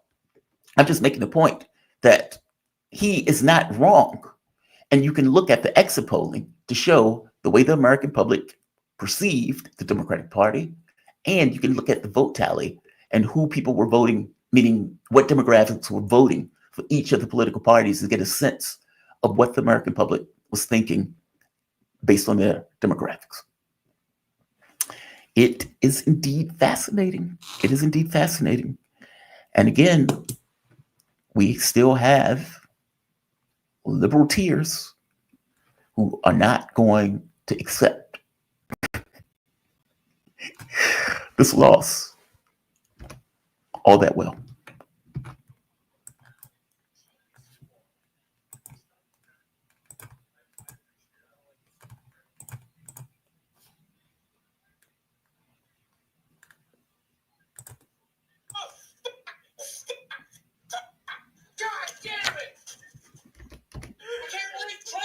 Gonna win this fucking thing. Oh, Jesus Christ, I'm so pissed off. God damn it. How did we get here? How did we get here? What in the Alice in Wonderland nightmares is going on right now? All I can say is how fucking dare you. If you voted for that man, if you voted for anybody other than Kamala, and you live in one of the states that it was, close, or if you didn't vote, fuck you. It's not gonna happen. Go, Kamala. I chose family. I chose women. I chose America. I love you. How the fuck is this still happening? All I've ever known politically. I think that's my favorite. I chose family. I chose women. I chose America. That's my favorite. That's my favorite. No, dude, DC, it's not staged. They fully, dude. If you think that's staged, you have not been talking to Democrats. You have not been talking to Democrats. That's how they think. That's what they feel right now. They fully believe that. And don't get me wrong, there's some people on TikTok who are acting out. But when you see these videos of people crying and losing their minds, I mean, when you look at the Kamala Harris event, for example, that night, they were crying. They were in tears. They were losing their minds. They were losing their minds. The Boogie One is staged. Look, there may be one or two that are staged. I'm just pointing out that is the way they're thinking. And when you look at the exit polling, you ask people, are they scared? They're scared. was high up on that list. Even when Hillary Clinton lost, if you remember, the name of the book was called Shattered. In their mind, Hillary Clinton was going to win that race by 90% chance on the night that she lost that race. And they were not able to deal. At the very least, this time around, there's nobody saying it's Russians or anything else. They're just calling Black people and Hispanics misogynistic and racist. All right, I'm going to take a quick break because I'm going to bring in our guests. Mark will be here shortly. You guys are listening to the Jamal Thomas Morning Show. Back in a moment.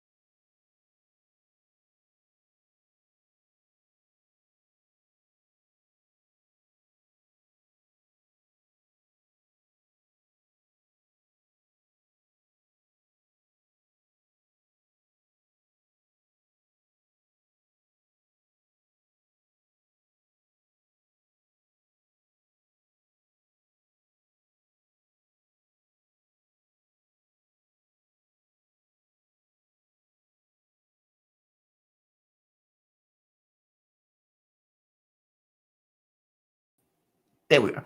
Apparently, it was kicked out. They lost connection for some reason. There we are. All right. I think I was talking about Donald Trump. I don't know what happened to StreamYard. It just kicked me out. So Trump goes with this idea of let's use tariffs. Now, the issue with the tariffs thing is his plan, I suppose, is that we are going to use tariffs in order to prevent companies from leaving the United States. Meaning, you have a capitalistic process where companies want to maximize their profit. All right, that's their main goal. That's their objective. I can either pay people less, I can either get my products for less, or I can sell more. Labor is damn expensive. And so a corporation based on policy, meaning US policy allowing it, I'll ship a job overseas, and where I was paying that person $25 here in the United States, I can now go to China, Vietnam, Philippines, some other country, and I can pay them $4, $3. All right. Now that you're paying them that $3, you must understand the fall down effect is that the American worker who was making that $20 no longer has a job. And if they do get a job, they may be at Walmart, they may be somewhere else, but at the very least, they're not going to be making as much as they were in the previous position. You can imagine, if you're the American public, that is going to be a big deal to you.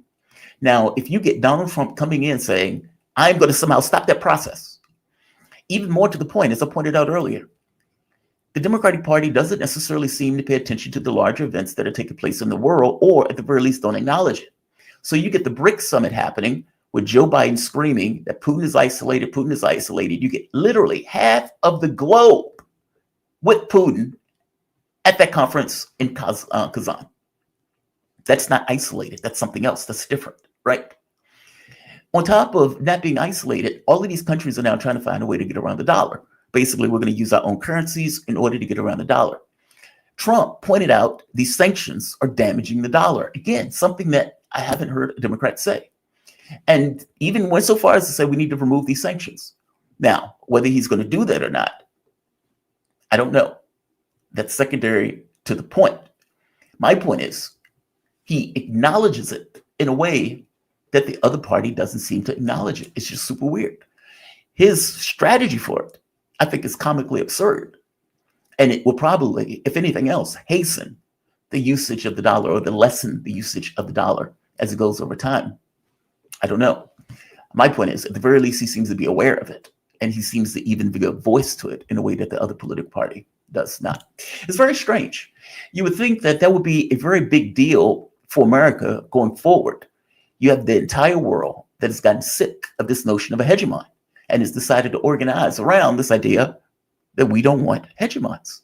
And the reason is obvious. If I look at you and tell you I'm indispensable, what does it mean for you? And I know Europe accepts this vassal status. So Germany would allow itself to be deindustrialized for the benefit of America. Most countries with a backbone that are sovereign, that care about their citizenry, wouldn't allow it. They wouldn't allow it. For example,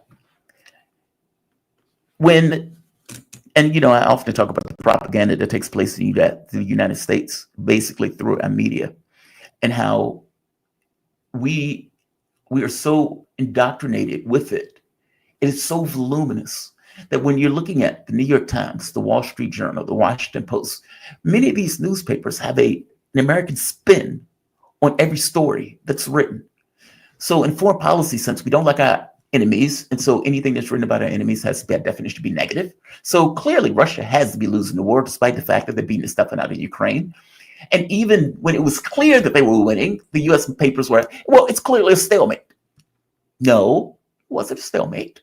And now, after 3 years, they finally come up to, okay, they're beating the hell out of the Ukrainians and NATO by extension. Same thing with Nord Stream. Nord Stream pipeline blows up. And the first response that comes out of the US is, well, clearly Russia blew up its own pipeline. A pipeline that Russia controlled that could have just shut off, that cost billions of dollars, that was transporting oil basically to Europe, Germany specifically. They blew up their own pipeline. Now, again, this is utterly stupid. And yet, this was the logic that they basically ran with. Somewhere along the way, they said, okay, that's too stupid. Our American public is not even going to believe that. So then they say the Ukrainians did it. The thing that I always go back to is, how is the US media ignoring this?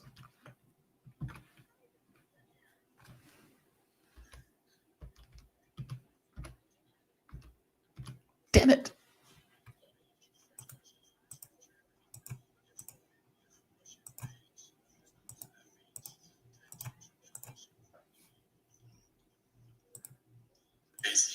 Again, then there will be no longer a Nord Stream 2. We will bring an end to it. But how will you do that exactly? Since the project and control of the project is within Germany's control. We will. I promise you, we'll be able to do it. So the president of the United States tells an audience in the open, I will bring an end to the pipeline if Russia invades. I will do it. Scholz, German chancellor, is standing right there beside Joe Biden as he says that. Think about that. Meaning, look, Europe, the American audience may not know this, but Europe depended, and the reason why Europe was in large part because Europe can get away with getting cheap energy. Think about it for a moment. Anything that you get, filling your car, heating your house, creation of toilet paper, any of your businesses, all of that stuff requires energy. If you can get it for cheap, then the products that you get will be a certain price, meaning the amount that you pay for anything, there's an energy cost baked into that. What happens when you now have to pay 5 times more for energy? How do your companies function? How do your companies run? How are your companies profitable when you have to pay 5 times more for the amount of energy that you were getting? The reason that Germany is being deindustrialized is because effectively they blew up Nord Stream, they passed all of these sanctions, and all of these things effectively damaged Europe, Germany specifically. So Germany, that was the beating heart of Europe, an industrial powerhouse, gets industrialized with many of those companies coming to the United States where they can continue to get their cheap energy, with Germany taking an L for it. The idea that Joe Biden is standing there with the German chancellor, and Joe Biden is effectively saying, I will stop that pipeline. I will blow that shit out the water. And the chancellor just stands there with the charisma of a damp rag and gives some kind of comment that doesn't repudiate what Joe Biden just said is mind-blowing. Now, if you're the German public and your life has gotten harder, your businesses have been shutting down, your living standards have gotten less, the amount you're paying for energy has skyrocketed. There was a saying that you can't take a proper shower in Germany because you basically are taking cold showers. And keep in mind, the argument that they're doing this is for Ukraine. So the US and NATO geopolitical project that never needed to take place, you're taking a hit for that. So how do you, as a German or as some other European that is aware of that, how do you feel about your government in that situation? You're going to feel some kind of way about it, which is the reason why the Scholz government is under such pressure. When we were talking about the German government collapsing, and again, I pointed out these governments will collapse. I said it for like the last year. They collapse because they were trying to fund Ukraine despite the fact that they had a budget gap. So think about it. You have a budget hole, a budget deficit that you can't fill. And on top of not being able to fill it, you're still going with this idea, we need to give more billions of dollars to Ukraine. And the guy says, okay, well, that's clearly not working, meaning they're clearly losing. And they've been losing for years. Why are you continually doing the exact same thing that you were doing prior that hasn't necessarily changed the situation? So not only are you blaming Ukraine for blowing up the pipeline, there's that. On top of blaming them for blowing up the pipeline, you have a budget deficit as a result of the amount of money that you are giving them. And you continuously want to give them more, despite the fact that under no circumstance is it changing the context of what's taking place. The government collapsed. there would be a confidence vote for the Schultz government. Now, whether or not Schultz can win that confidence vote or not, I don't know. He is deeply, deeply unpopular.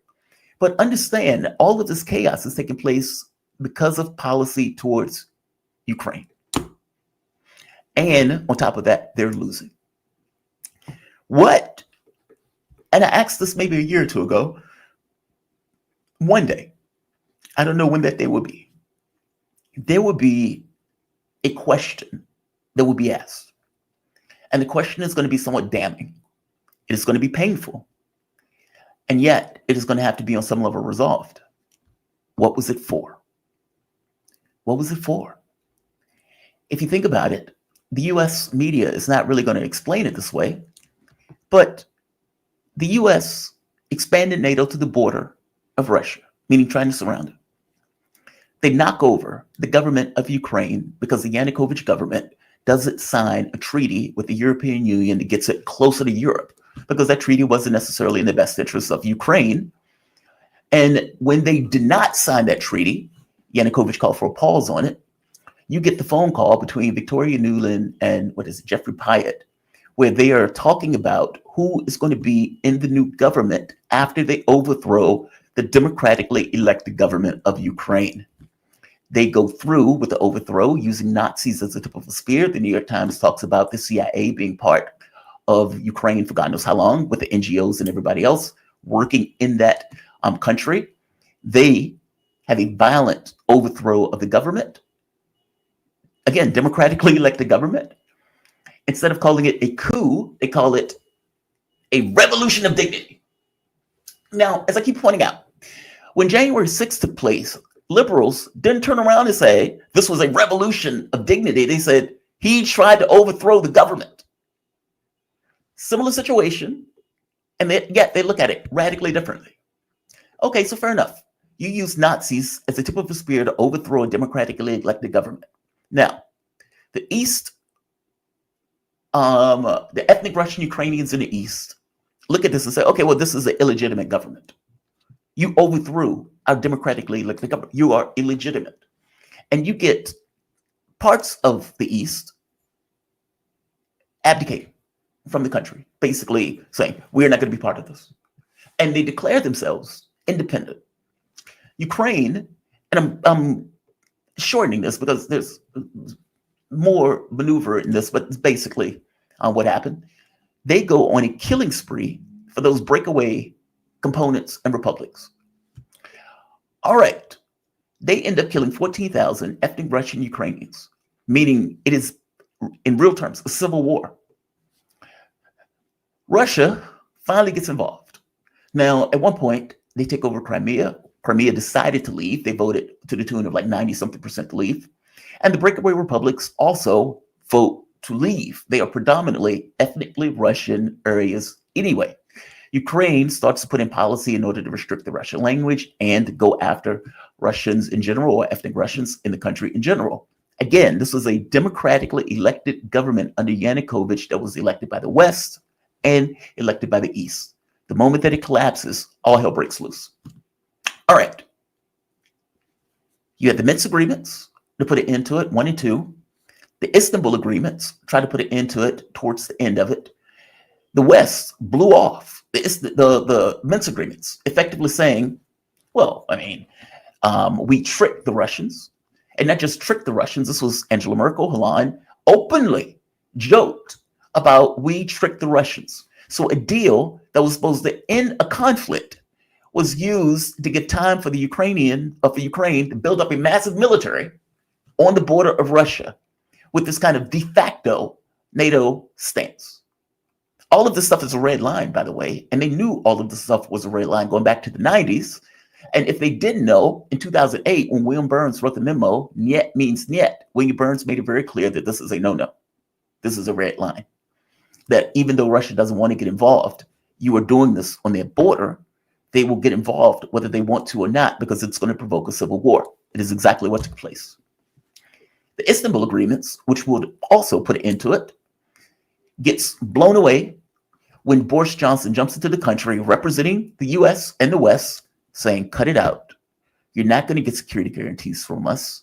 And more to the point, You're going to fight this war. We're going to give you all the economic support you need, all the military support you need. We're going to destroy Russia economically and militarily. You're going to beat them on the battlefield because they're going to be gutted economically.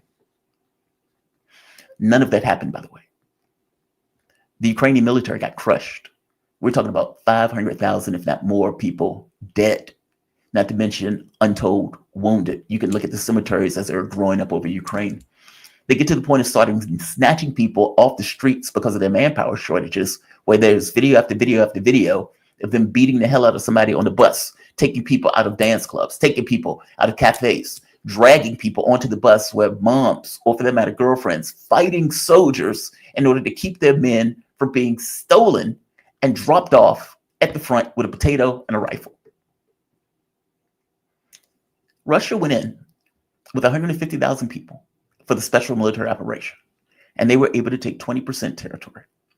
And as I kept pointing out back then, if they could do that with 150,000 men, that's enough to take stuff. It's not enough to hold, which is the reason why they had to build up the military. But if they can do that with 150,000 men, how do you expect to win this conflict in general? Especially now that the manpower differential is lopsided on the Russian side. From the standpoint of their military capabilities, they have been outproducing all of NATO by themselves. And for all intents and purposes, it's clear, even from the Western standard at this point, that they are getting crushed with a complete inability to prevent the Russians from taking more territory, or for that matter, standing their ground. What was it for? That question is damning. And again, none of it needed to take place. If you remember, in the very beginning, Putin was out there basically saying, we need to come up with the new security architecture of Europe. And they say, you don't get security guarantees. You don't get a right to have a conversation about the security of Europe, or for that matter, the security of Russia. You don't get to tell us what you could or what we should or shouldn't do. That was their argument. Arrogance, hubris. Effectively, this idea that you're just a gas can masquerading as a country. You don't get to tell us what you will or wouldn't do. We're Europe, goddammit. We are the ones who makes this choice. We're the West. And then they get crushed. Hubris. It wasn't even, or didn't even seem like they planned any of this. They just stumbled into it believing we're economically dominant, and so we can do whatever we want, and we still have the power to affect global order. Ukraine is a test of strength, resolving this question of world order. What is the architecture of Europe? What is the major players in the world? And whether or not the West, US specifically, using NATO as a power projection device, has the capability to inflict its will anywhere around the globe, including on the Russian border. And I think what we're learning is that answer is definitively no, they do not. From my point of view, you've got hundreds of thousands of people killed for no reason at all, purely from this notion of expanding geopolitical influence to the border of Russia. So anything that pops off, whether real or whether made up, will be a fait accompli because you've surrounded the country militarily. If you remember, they pointed out the only way for Ukraine to be in NATO is for them to beat Russia. And the reason is obvious. If you win the test of strength, then Russia loses the capability of having a point of view about them being in NATO, because after all, they would have lost. From the Russian point of view, though, this is existential, and there is no situation where they could allow themselves to lose. And even people who might have been critical of Putin gets what, over 80% approval at this point, because again, all this stuff is happening on their border, and Russia has been unified in this idea that you are screwing with us, not to mention you're taking action that is getting us killed. You've done this stuff on our border, not the other way around. This is not taking place on the border of Texas. This is taking place on the border of Russia. Like, at some point, long story short, there will be this appraisal of what was this for.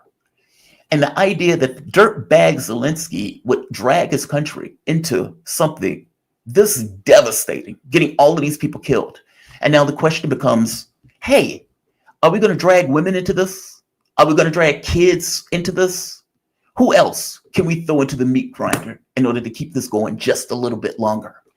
And keep in mind, from the United States perspective, Europe or Ukraine are dispensable. We are looking at this from our point of view. If we need to have a war in Europe, then we have a war in Europe, not in America. Meaning, yes, Ukraine is a battleground. If the battleground expands into the rest of Europe, then it expands into the rest of Europe. Ideally, we will be blissfully away from all of it.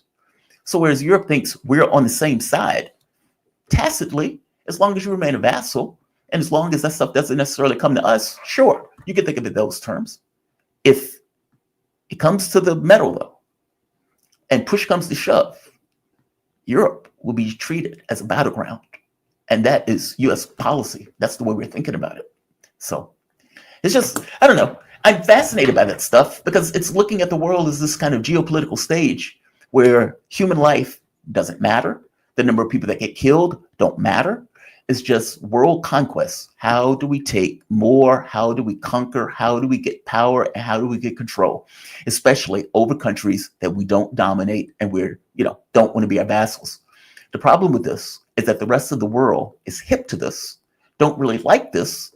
Hence, an organization like BRICS that have been settling conflicts, whether it was between Iran and Saudi Arabia that just kind of came out the blue, whether it's between China and India, again, something that somewhat came out the blue, or for that matter, whether it's even counseling Iran to not over-respond, because all intents and purposes, they want to have business deals and want to deal with business interests. It's fascinating.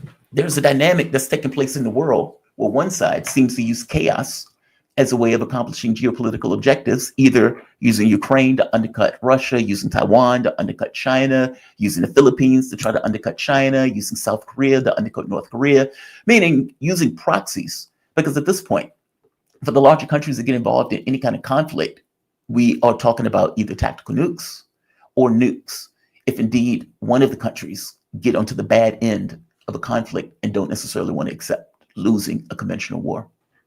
We're in a dangerous world. And that world has gotten far more dangerous because of levels of hubris, arrogance, incompetence. And yeah, a lot of that stuff I'll put at the doorstep of Joe Biden.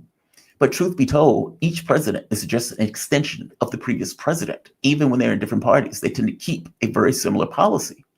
The question is Donald Trump really means what he says?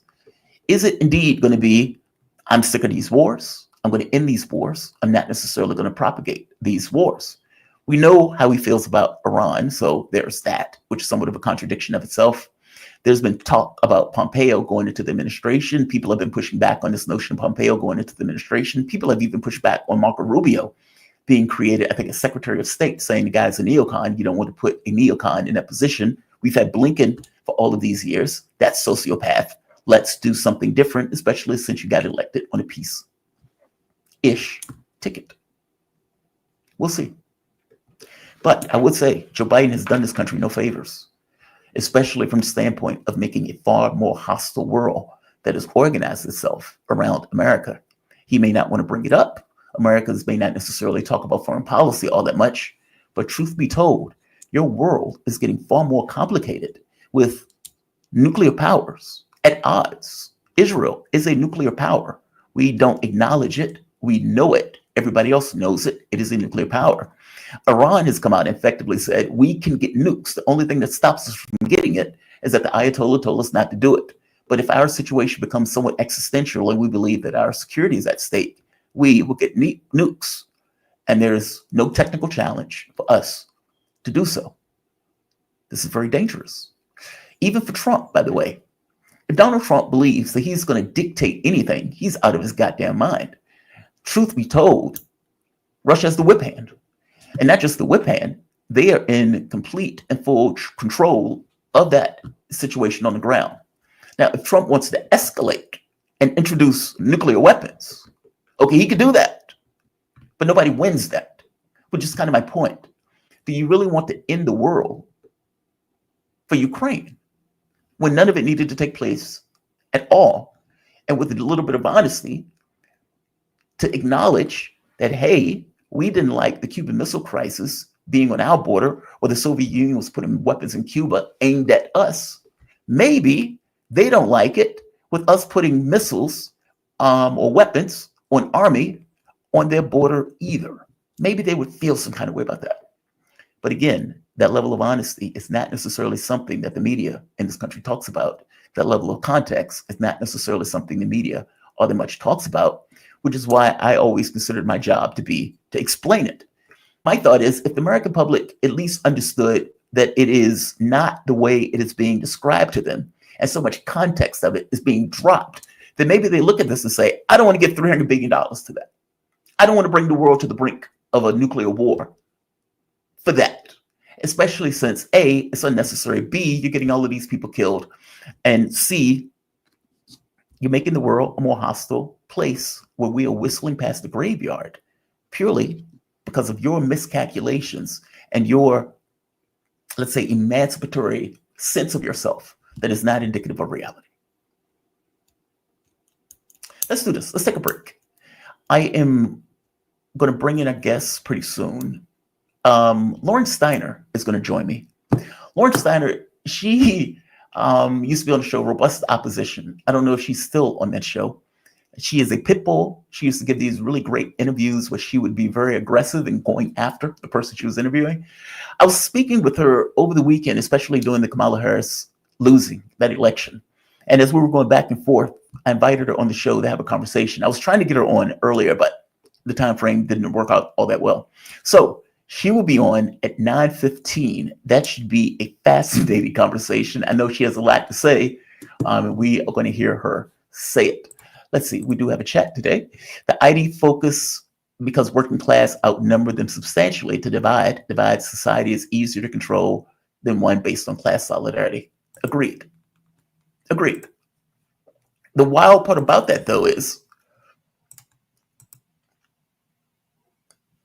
I agree with you. Mostly. If you are running in the American political system and you are the Republican Party and your job is to represent the 1%, our political system functions on cash, meaning I need to get $1 billion if I want to run in the presidential election, if I want to have a chance of winning. $1 billion. That's a lot of money. And even if you're running congressional races, you're talking about millions of dollars in order to run those races. Again, if you need that much money, where do you get the money from? Who has that money? Who's going to give you that? And the fact that 90% of the races are decided by the side with the most cash, at the very least congressional races, then you can imagine that the most important aspect of that is not policy, it's money. How do I get the money? I need the money. If I'm going to have any chance of winning, I got to get the money.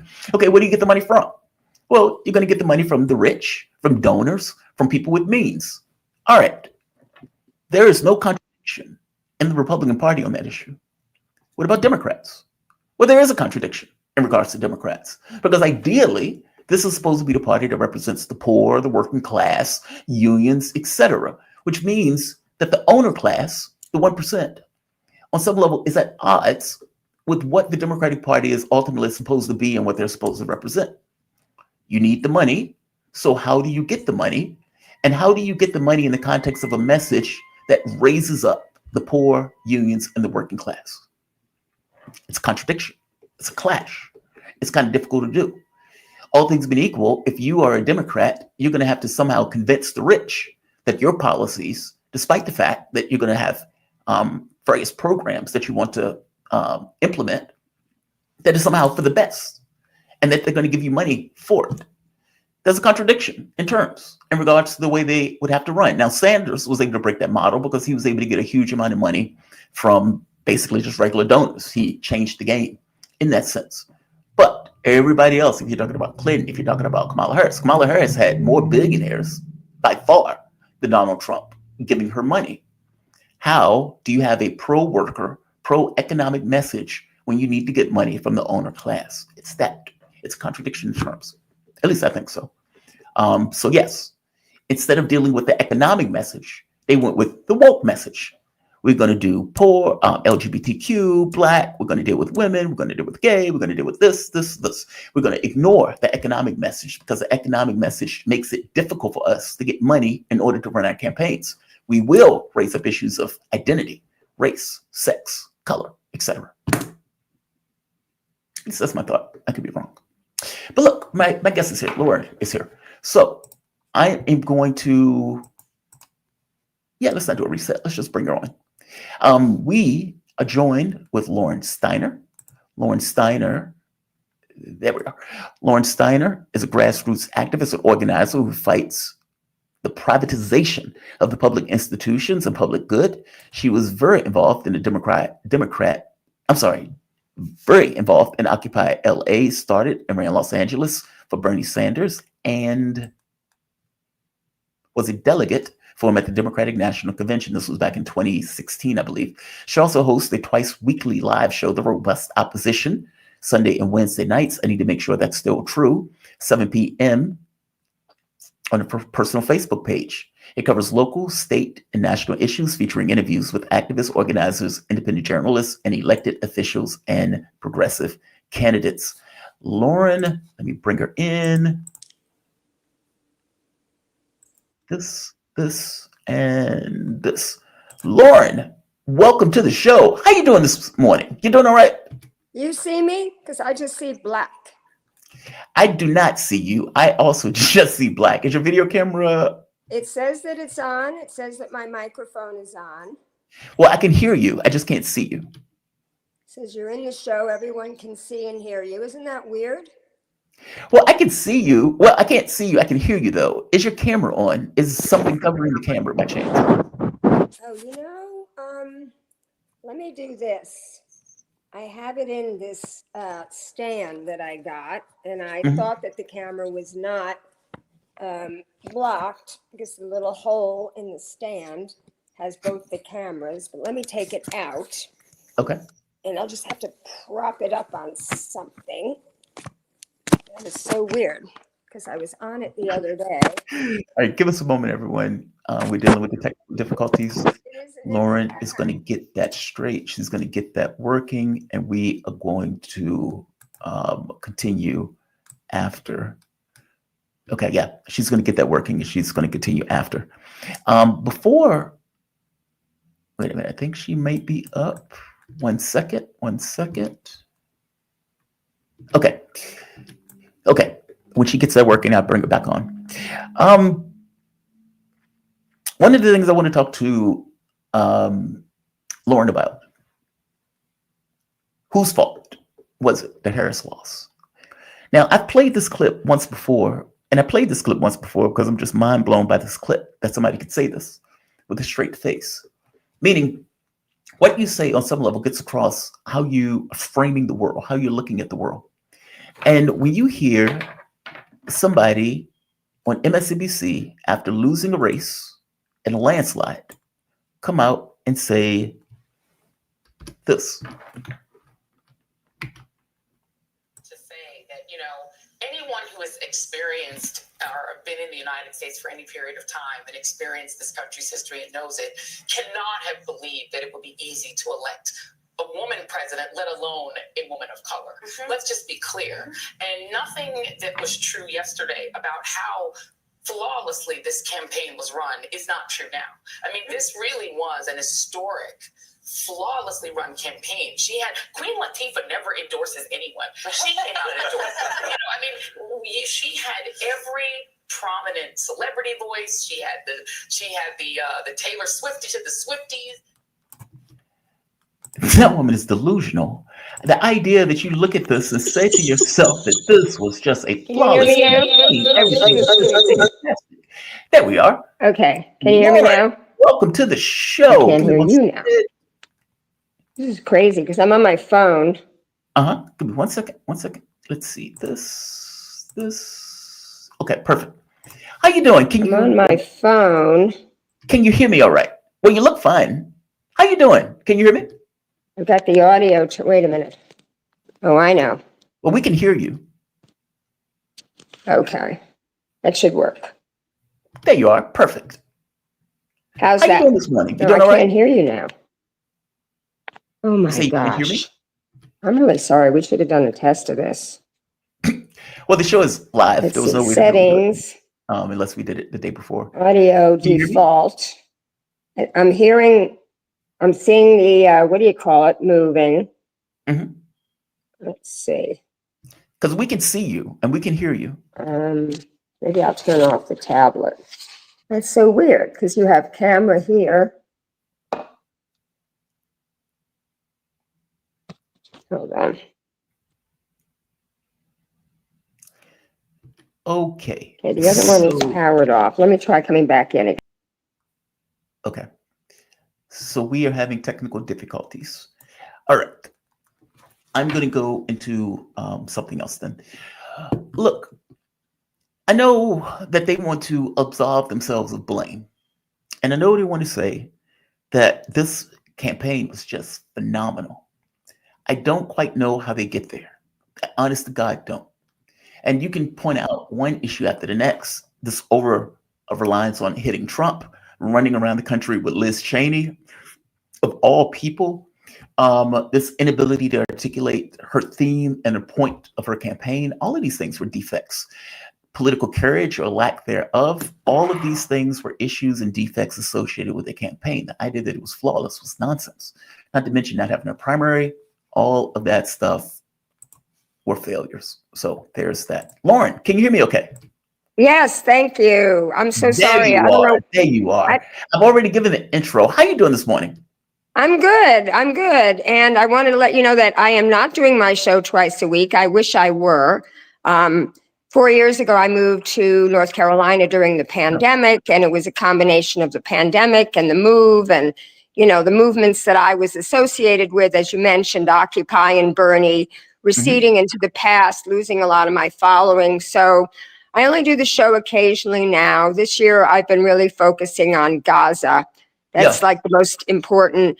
I don't even want to call it an issue because like people say, oh, you're a single issue voter. And I don't see it as an issue. I see it as a moral line in the sand. And so even though I would say that the environment, climate change is my most important issue because that involves the extinction of the human civilization, that's over time. The genocide is the extinction of an entire people very rapidly. So it's preoccupied me. I've lost a lot of friends over this, even Jewish people, Jewish progressives who I've stood with on other issues, and even people who have been anti-genocide at the end surprised me and said that they were going to vote for Kamala because of, what we call Trump derangement syndrome. And so I have a lot to say. I agree with you about the economic message that she wasn't pushing, the identity politics message. And I wrote maybe about 5 things that I thought were crucial to her loss and his win. And I just want to go over them real briefly to see, what you think. So, I sent you something yesterday. Crystal Ball wrote an article for Drop Site News, and she has a show with Sagar and Jetty. What I love about their show is she's liberal, he's conservative, but they're not tied to either of the parties. So they're not wedded to that narrative that the parties try to put forth, and they're free to criticize, whoever their parties put forth. And she wrote an article about how 2016 was a change election, and it really showed the failure of neoliberalism, the 45-year plan to show that private, and this is what I fight in my activism and organizing, that private businesses can provide public goods and services better, cheaper, and faster than the government. And that has proved to be an abject failure. And in 2016, it was a change election. People wanted someone anti-establishment. And, Occupy changed the issue from the phony issue of the debt and the deficit to wealth and income inequality, and brought the meme of the 99% versus the 1% into the public conscience. And they didn't believe in candidates, but if they did, Bernie would be their guy. So, 5 years later, he ran, and that's why I was involved in that movement. And the Democrats did all they could to kill him. And she made an interesting point that I hadn't thought about at the time, that it was calculated to bring up identity politics for Hillary to make Bernie be like the racist or the misogynist. Right. And you remember all the criticism of his campaign, that he didn't have a racial justice platform, but his thing was, his favorite quote from Martin Luther King was, "What's the use of desegregating the lunch counter if I can't afford to buy the lunch?" Exactly. So So he had a real class analysis, and she brought up all this identity politics. And I remember Steve Bannon, who was, Trump's evil genius, saying at the time, I love when they talk about identity politics, because if they're talking about racism and we talk about the economy, we win every time. You're just going to win. So, Yep. so you did have, like, in 2014 with Ferguson and Michael Brown and then George Floyd, 4 years later, you did have a zenith of that, and you had DEI and you had woke and you had trans and you had all this, cultural stuff that it looked like the Democratic Party was prioritizing, because when it comes down to it, it's the corporate duopoly, and they cater to big business and billionaires just as much as the Republicans do. And here's where they could distinguish themselves. But it backfired big time. And, the public got tired of it. You had the pandemic, you had the fentanyl epidemic, you had the rise in homelessness, you had all these retail stores, the implosion of San Francisco. And the Democrats just didn't seem to follow that, and instead of, we're talking about the economy, she was talking about democracy and fascism and fear of Trump, and being bipartisan and bringing Republicans into her campaign, into her administration, and campaigning with neocons like Liz Cheney and, billionaires like Mark Cuban. And it just fell flat. So, it was a bad campaign. It didn't pick up on the zeitgeist. That was one thing. Then it was a bad candidate. I don't know if you remember this, but I did a protest of her in 2020 because I was a 33-year resident of California, and I followed her trajectory very closely. She had a terrible criminal justice record. Even Lara Baselton in the, liberal New York Times wrote an article about it.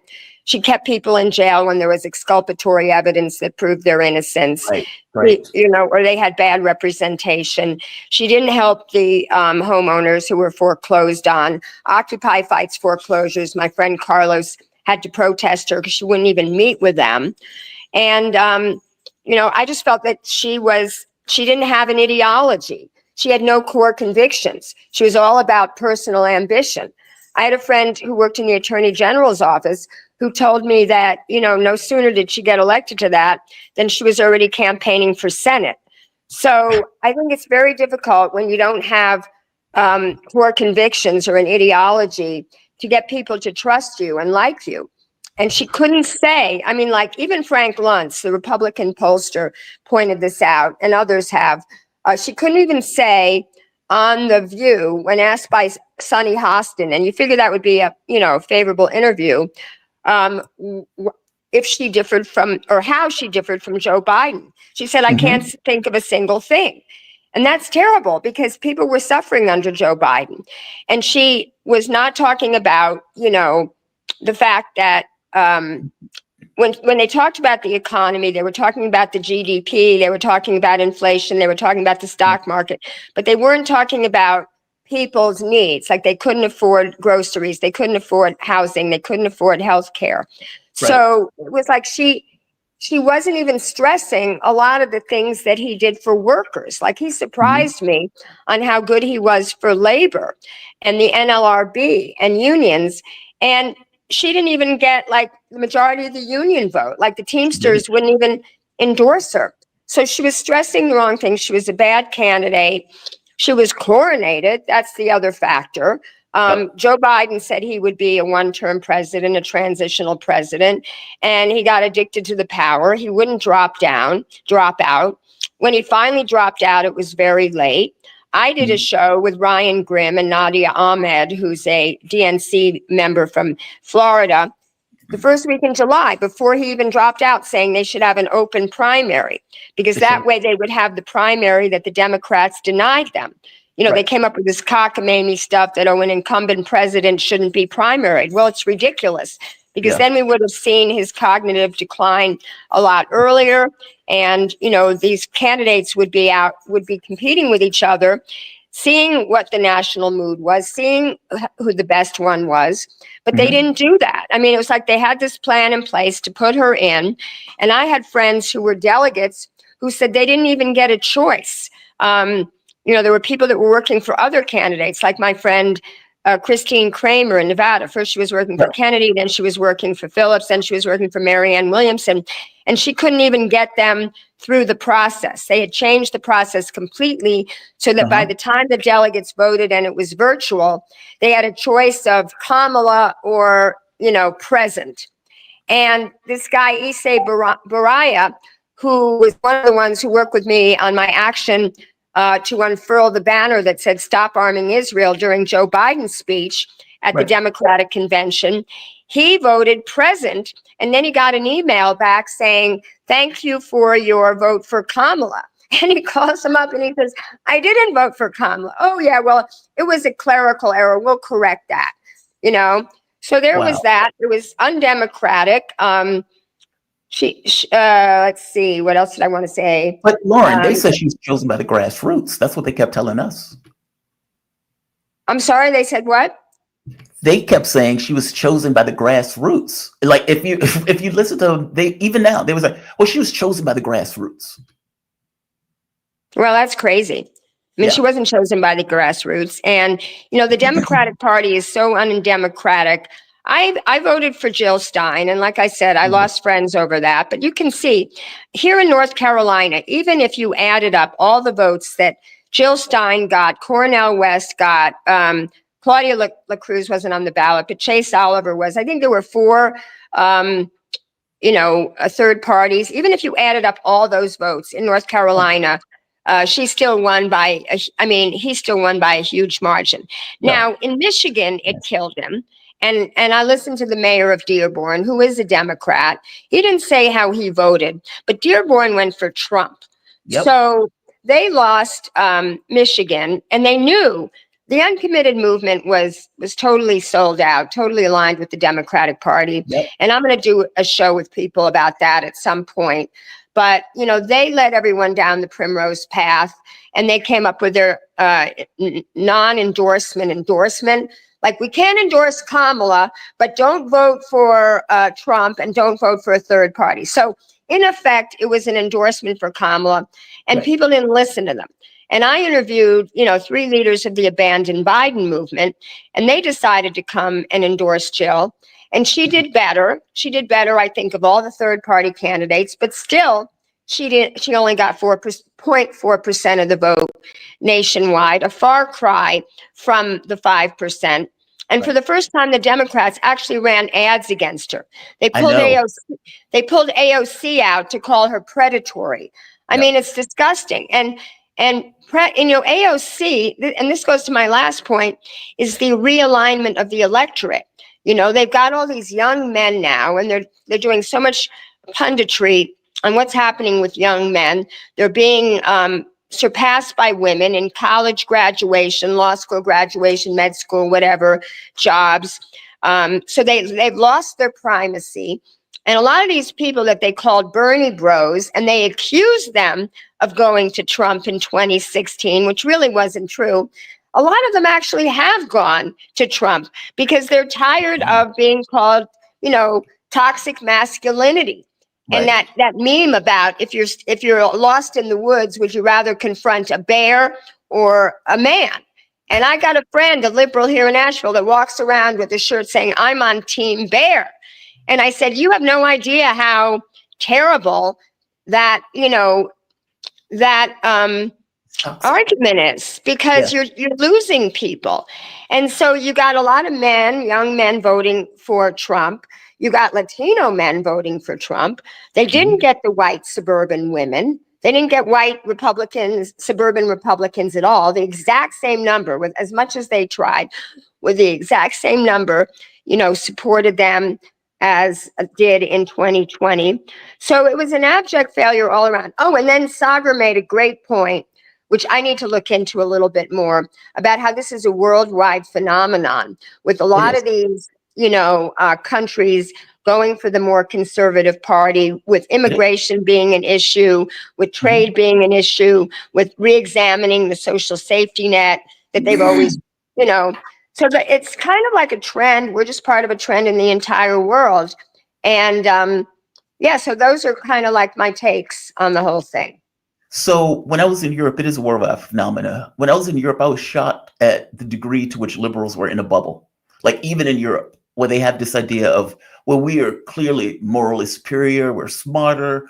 The people are voting for right-wing candidates because they're racist and sexist. It was the exact same thing. And they were shocked when they got their rude awakening when all of those areas voted for the more conservative candidates, even in France, where they collapsed the French government.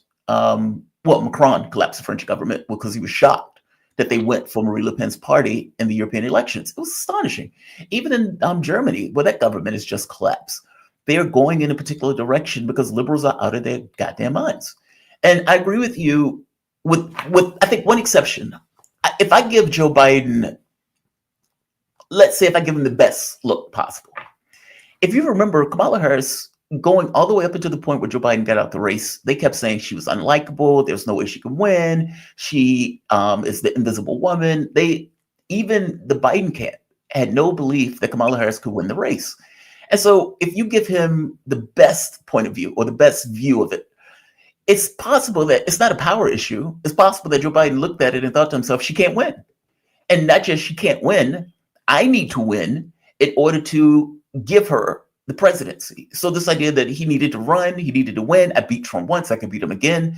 There's nobody that believes Joe Biden was going to stay for another 4 years, in which case he was going to give her the presidency, step down, and let Kamala Harris take it. Now, that's the best view of it that I can give. I guess my point is, in the very beginning, it was kind of a common knowledge, at the very least in the Democratic Party, that Harris was somewhat unlikable and that she couldn't win the race. And when it became clear that, okay, Joe Biden is not all cognitively there, then at that point they had a problem. Okay, well, what do we do? How do we give it to somebody else? They should have had a primary. And this is where the criticism of Joe Biden is completely legitimate. Joe Biden should have stepped down, had a primary, and let the strongest person or let the strongest candidate win, even if that was not Kamala Harris. Fair enough. At the very least, you would have been able to inoculate her from some of the worst aspects of herself during that primary, or you just found a better candidate. So I agree with you for the most part across the board in regards to the things that she got wrong in this race. I am curious though, like how do you explain what seems to be a changeover from this idea that Democrats were the party of unions, the party of the working class, they're the party of the release valve to the capitalistic system. And now, if you're looking at the exit polling, high earners vote Democrat, highly educated vote Democrat, working class voted Republican predominantly. Yeah. The union vote predominantly went to Republicans. Like, meaning the party of the working class got bodied by a blue-collar billionaire in a race where they looked at him as being the avatar for workers, which is astonishing to me. How did that happen? I mean, because this is not a trend that just took place. This has been a trend that's been taking place over the last decade or more. Well, yeah, it's been taking place over the last 45 years of neoliberalism. I pretty much count when I graduated college in 1979 to when this began, with Carter breaking some union. I forget what it was. Right. Was it the air traffic control? Something Carter Reagan. did. Well, No, Reagan what broke the Reagan did that, airline. but Carter did something also, and I can't remember what it was. You can Google this article. Neoliberalism started under Carter, and it was in Salon magazine. But, Reagan then continued it. And the thing was that there had been a slow decline in union members over the years. And so when Clinton ran in 92, and at that point I was working for Jerry Brown, who was very liberal. I mean, he was the one who had a debate on Phil Donahue with Bill Clinton, in which he said single payer was the way to go. And then fast forward to his second term as governor in 2017, and he tells Anthony Rendon, the Speaker of the Assembly, to please hold our single payer bill in the Rules Committee of the Assembly because it had already passed the Senate because he didn't want to have to be embarrassed by vetoing it. Right. So politicians like Jerry Brown and Bill Clinton saw the handwriting on the wall. They could see that their money and their support from unions was dwindling. So it's like when they asked Willie Sutton, why do you rob banks? And he said, because that's where the money is. That's why Clinton went to Wall Street. So he had the Democratic leadership, DLC, the Democratic Leadership Council, or the New Dems, started shortly after that. And they were triangulating. So, he talked about welfare reform, but it was really the end of welfare as we know it. And Marian Wright Edelman, dropped off one of his commissions because she was so opposed to it and put so many women into poverty. Now, these women wanted to work. It's not like they wanted to be on the dole, unlike what Reagan tried to tell us. But once they got their jobs, they didn't have the child care. They didn't have the transportation assistance. They didn't have all the other things in the safety net so that they could earn a livable wage. Right. And then, they've kept the minimum wage the same since I don't know when, $7.25 an hour. Mm-hmm. And, Biden campaigned on $15 an hour, and then you never heard of it again.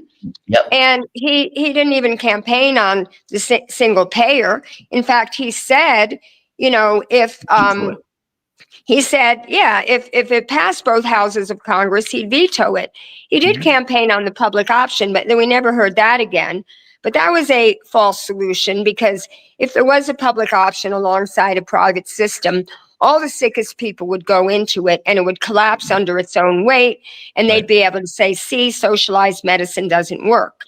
Right. So, and then the other thing, I'm glad you brought that up, because 24 million people were disenrolled from Medicaid because he let all these programs drop, these pandemic era programs that started under Trump, which people remember. And that's, I think, why they remember having more money in their pockets. Also, it was before the pandemic profiteering of the corporations. The Democrats like to blame it on supply side, but even Elizabeth Warren said no, or no, not Elizabeth Warren, Katie Porter said no, it's because of corporate profiteering. They could have reduced these prices, but they realized they could get away with it. So then they did this thing called shrinkflation. So they would keep the price, but they would reduce the size of the box. I saw it happen with my favorite cereal. So, So, he got rid of the child tax credit, which was very popular. It took 40% of children out of poverty. He got rid of, he tried, to his credit, he tried to do something about student debt. But, the student debt repayments started up again right before the election. So it was like all this whammy was hitting people right before the election, all this assistance that he got. And they didn't, the neoliberal solutions that the YIMBYs are supporting as far as housing, just like people don't understand. Like when you have the Democratic Socialists of America in certain places, like here in Asheville, a former DSA guy is head of Asheville for All, which is the YIMBY organization here. And they're saying, it's single family homes that have ruined, housing, single family zoning. I'm sorry, because this was all exclusionary to keep Black people out. Or, it's very good for the environment to have dense housing by transit in the cities. So they're using the language of equity. They're using the language of environment. But really, if you look into YIMBYs, and I fought them, 3 bills I fought starting in 2017 in California, where they started.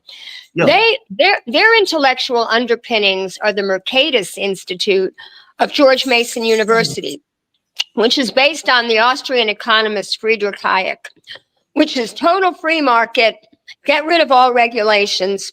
I see.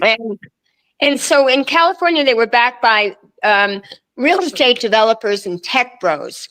And this is like, what people are going towards now. So Crystal was saying, look, They had their chance with Bernie to say who the real enemy was, billionaires and corporations.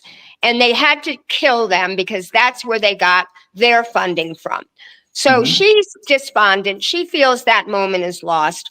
Last night I was on a call with 200 groups, Working Families Party, Indivisible, Public Citizen, all these what I like to call shit-lib groups who always get in line behind the Democratic candidate and try to put lipstick on a pig and sell them to the public as if they're really progressive. So they're now talking about how, we got 3,000 people on this call to set up house parties, to organize, to resist Trump. And, you can't, like Jill Steiner always says, you can't have a revolution within an unrevolutionary party or counter-revolutionary party. Right. So, and Chris Hedges says we need to have, vast nonviolent civil disobedience. And I don't know that there's appetite in this country for that. I think the left is more anemic than I've seen it. And I really feel like, the last thing I watched of Crystal and Sagar yesterday, they were talking about the media meltdown to the election. And they played this clip about Jonathan Capehart, who is the biggest shitlib of all. And he was saying, well, maybe Americans just don't want democracy. Maybe this experiment has failed. Well, maybe it has, because in order to have a democracy, you need to have an educational system where people are taught critical thinking, how to question authority, and you need to have a media that speaks truth to power. And our media for a long time has been only about entertainment. People need to have the information about the records of the candidates, about the policies of the candidates in order to make decisions in a democratic society. And that's not what the media gives them. They give them the horse race and who's backing who. And so I'm kind of pessimistic myself, but I feel like all that we can do on the left is try to make a difference in our own communities, because that's where we have the most influence. And ultimately, it's going to be mutual aid as the climate collapses. We're seeing it here in Asheville. Ironically, I moved from Los Angeles to get away from the wildfires, thinking that Asheville had resilient climate, and then we have one of the worst hurricanes ever. And the devastation has been incredible. And it's only because of mutual aid and people helping people that we've been able to get through this. So I think that's kind of my hope for the future. What about you? Do you see any hope for the future? And if so, where do you see the hope? I am very pessimistic. Well, I'll say it this way. I tend to think systems go until all of the productive energy of the system expends itself. Meaning it's like people, it's kind of like a person wanting to do something else in life. And it sometimes requires them to lose their job, requires them to kind of lose everything else before they can move on to something else. I feel like that, where any and all of the powers and productive energies of the country are going to keep going in a direction until there's just nothing else. Then it becomes very clear this doesn't work.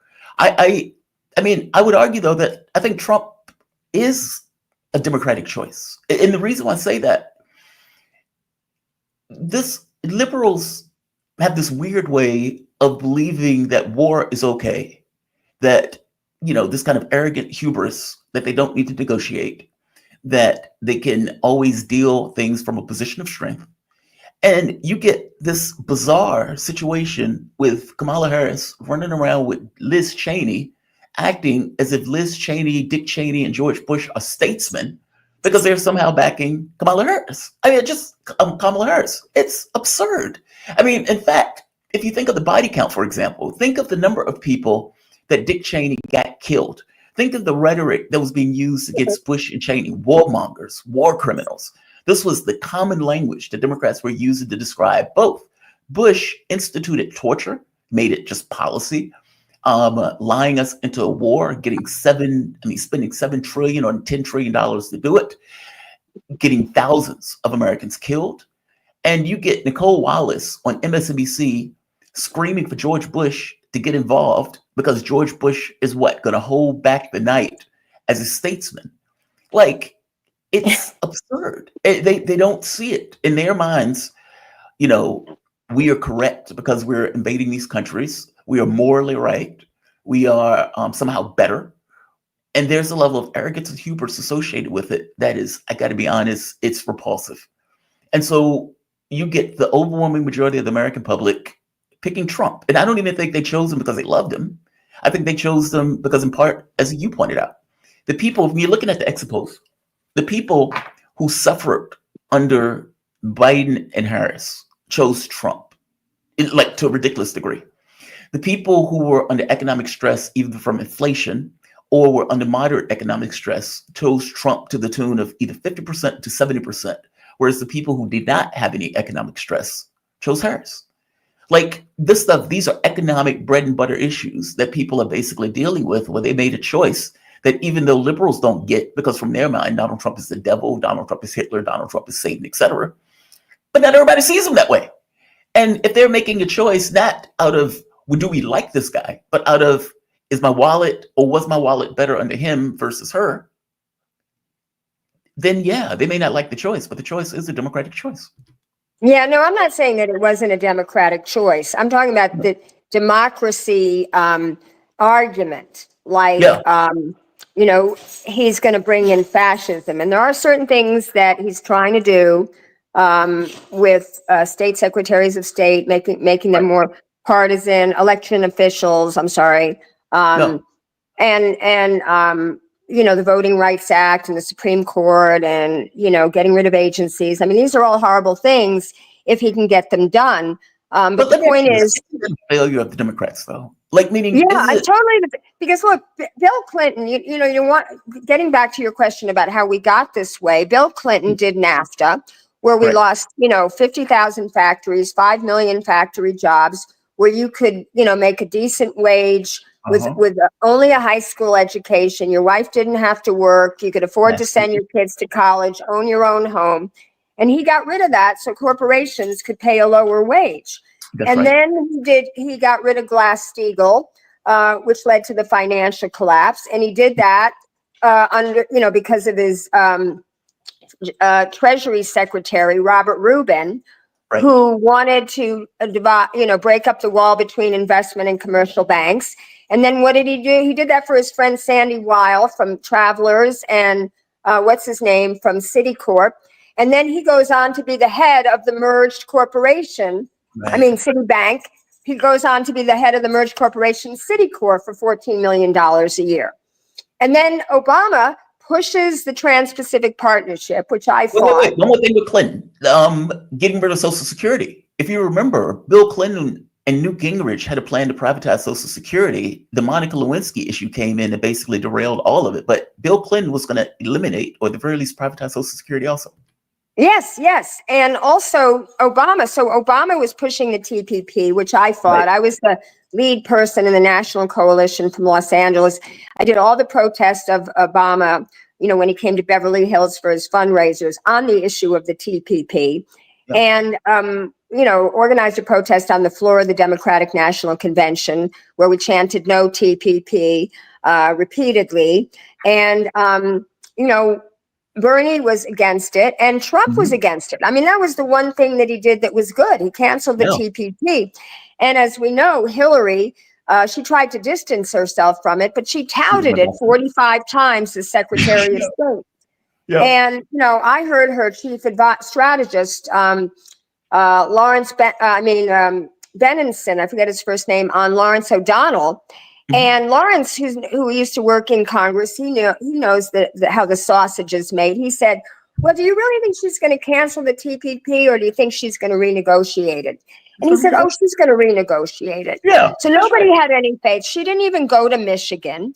And everybody saw how Bernie upset Michigan, in Michigan. But, you know, again, the media failed people because rather than cover his acceptance speech when he won the primary in Michigan, they were focusing on an empty podium, and the chyron said, waiting for Trump.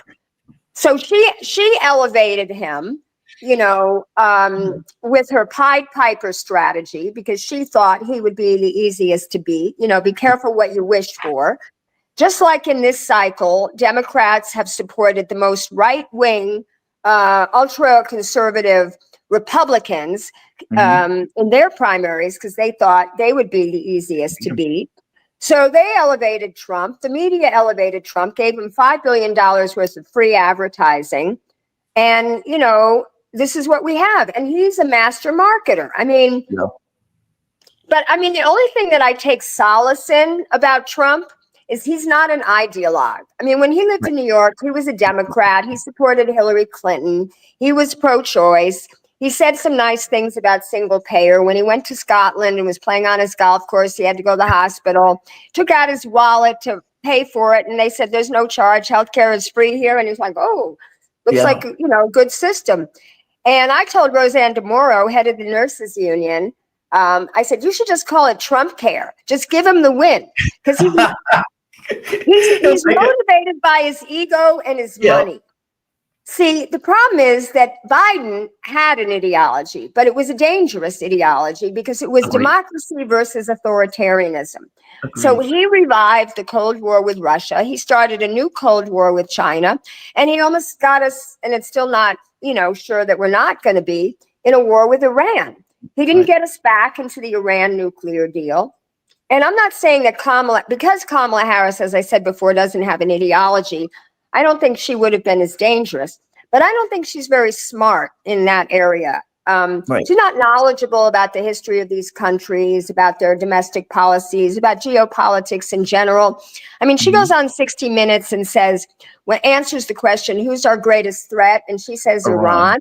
Yeah. Iran isn't our greatest threat. It's Israel's greatest threat. So who's the client state of who here in this situation?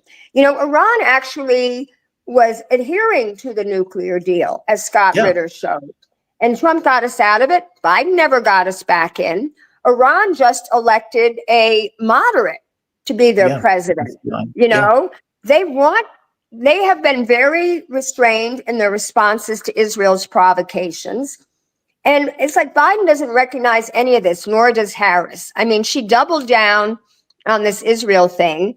And then people try to blame us, people who, have a moral position, or like, as the mayor of Dearborn said on Breaking Points yesterday, you can't ask us to vote. He's Lebanese and he's lost family members. Most people there, every Lebanese person he knows has lost family members there. And you're asking them to vote for their genocider and then shaming them for not doing so? My producer was Lebanese. He was Lebanese Syrian. And he was giving me a heads up on what was going on in Dearborn, Michigan. I mean, genocide should be a red line. I don't even know why that needs to be all that hardcore argued. It's purely this notion that, you guys need to care less about all of these people being massacred in this kind of ethnic cleansing murder campaign. And because you need to elect Kamala Harris. That fails to me. And part of the reason it fails to me, I need it to be instantiated, crystal clear, that you cannot win a race by backing a genocide. I don't want this situation where Democrats can go on believing that they can do something like this and still get elected. I don't want that. I want it to be understood going forward for future reference. If you do this, you will lose. And hopefully that gets instantiated. I don't know if it is, though. Lauren, last thing before I let you go, because I have a hard stop. I have an interview coming up at 10. Well, they're interviewing me at 10. Where do you think this goes from here? Like, what do you think this second term of Trump is going to look like? Well, it's interesting because he hired Susie Wiles as his chief of staff. This is the first woman chief of staff.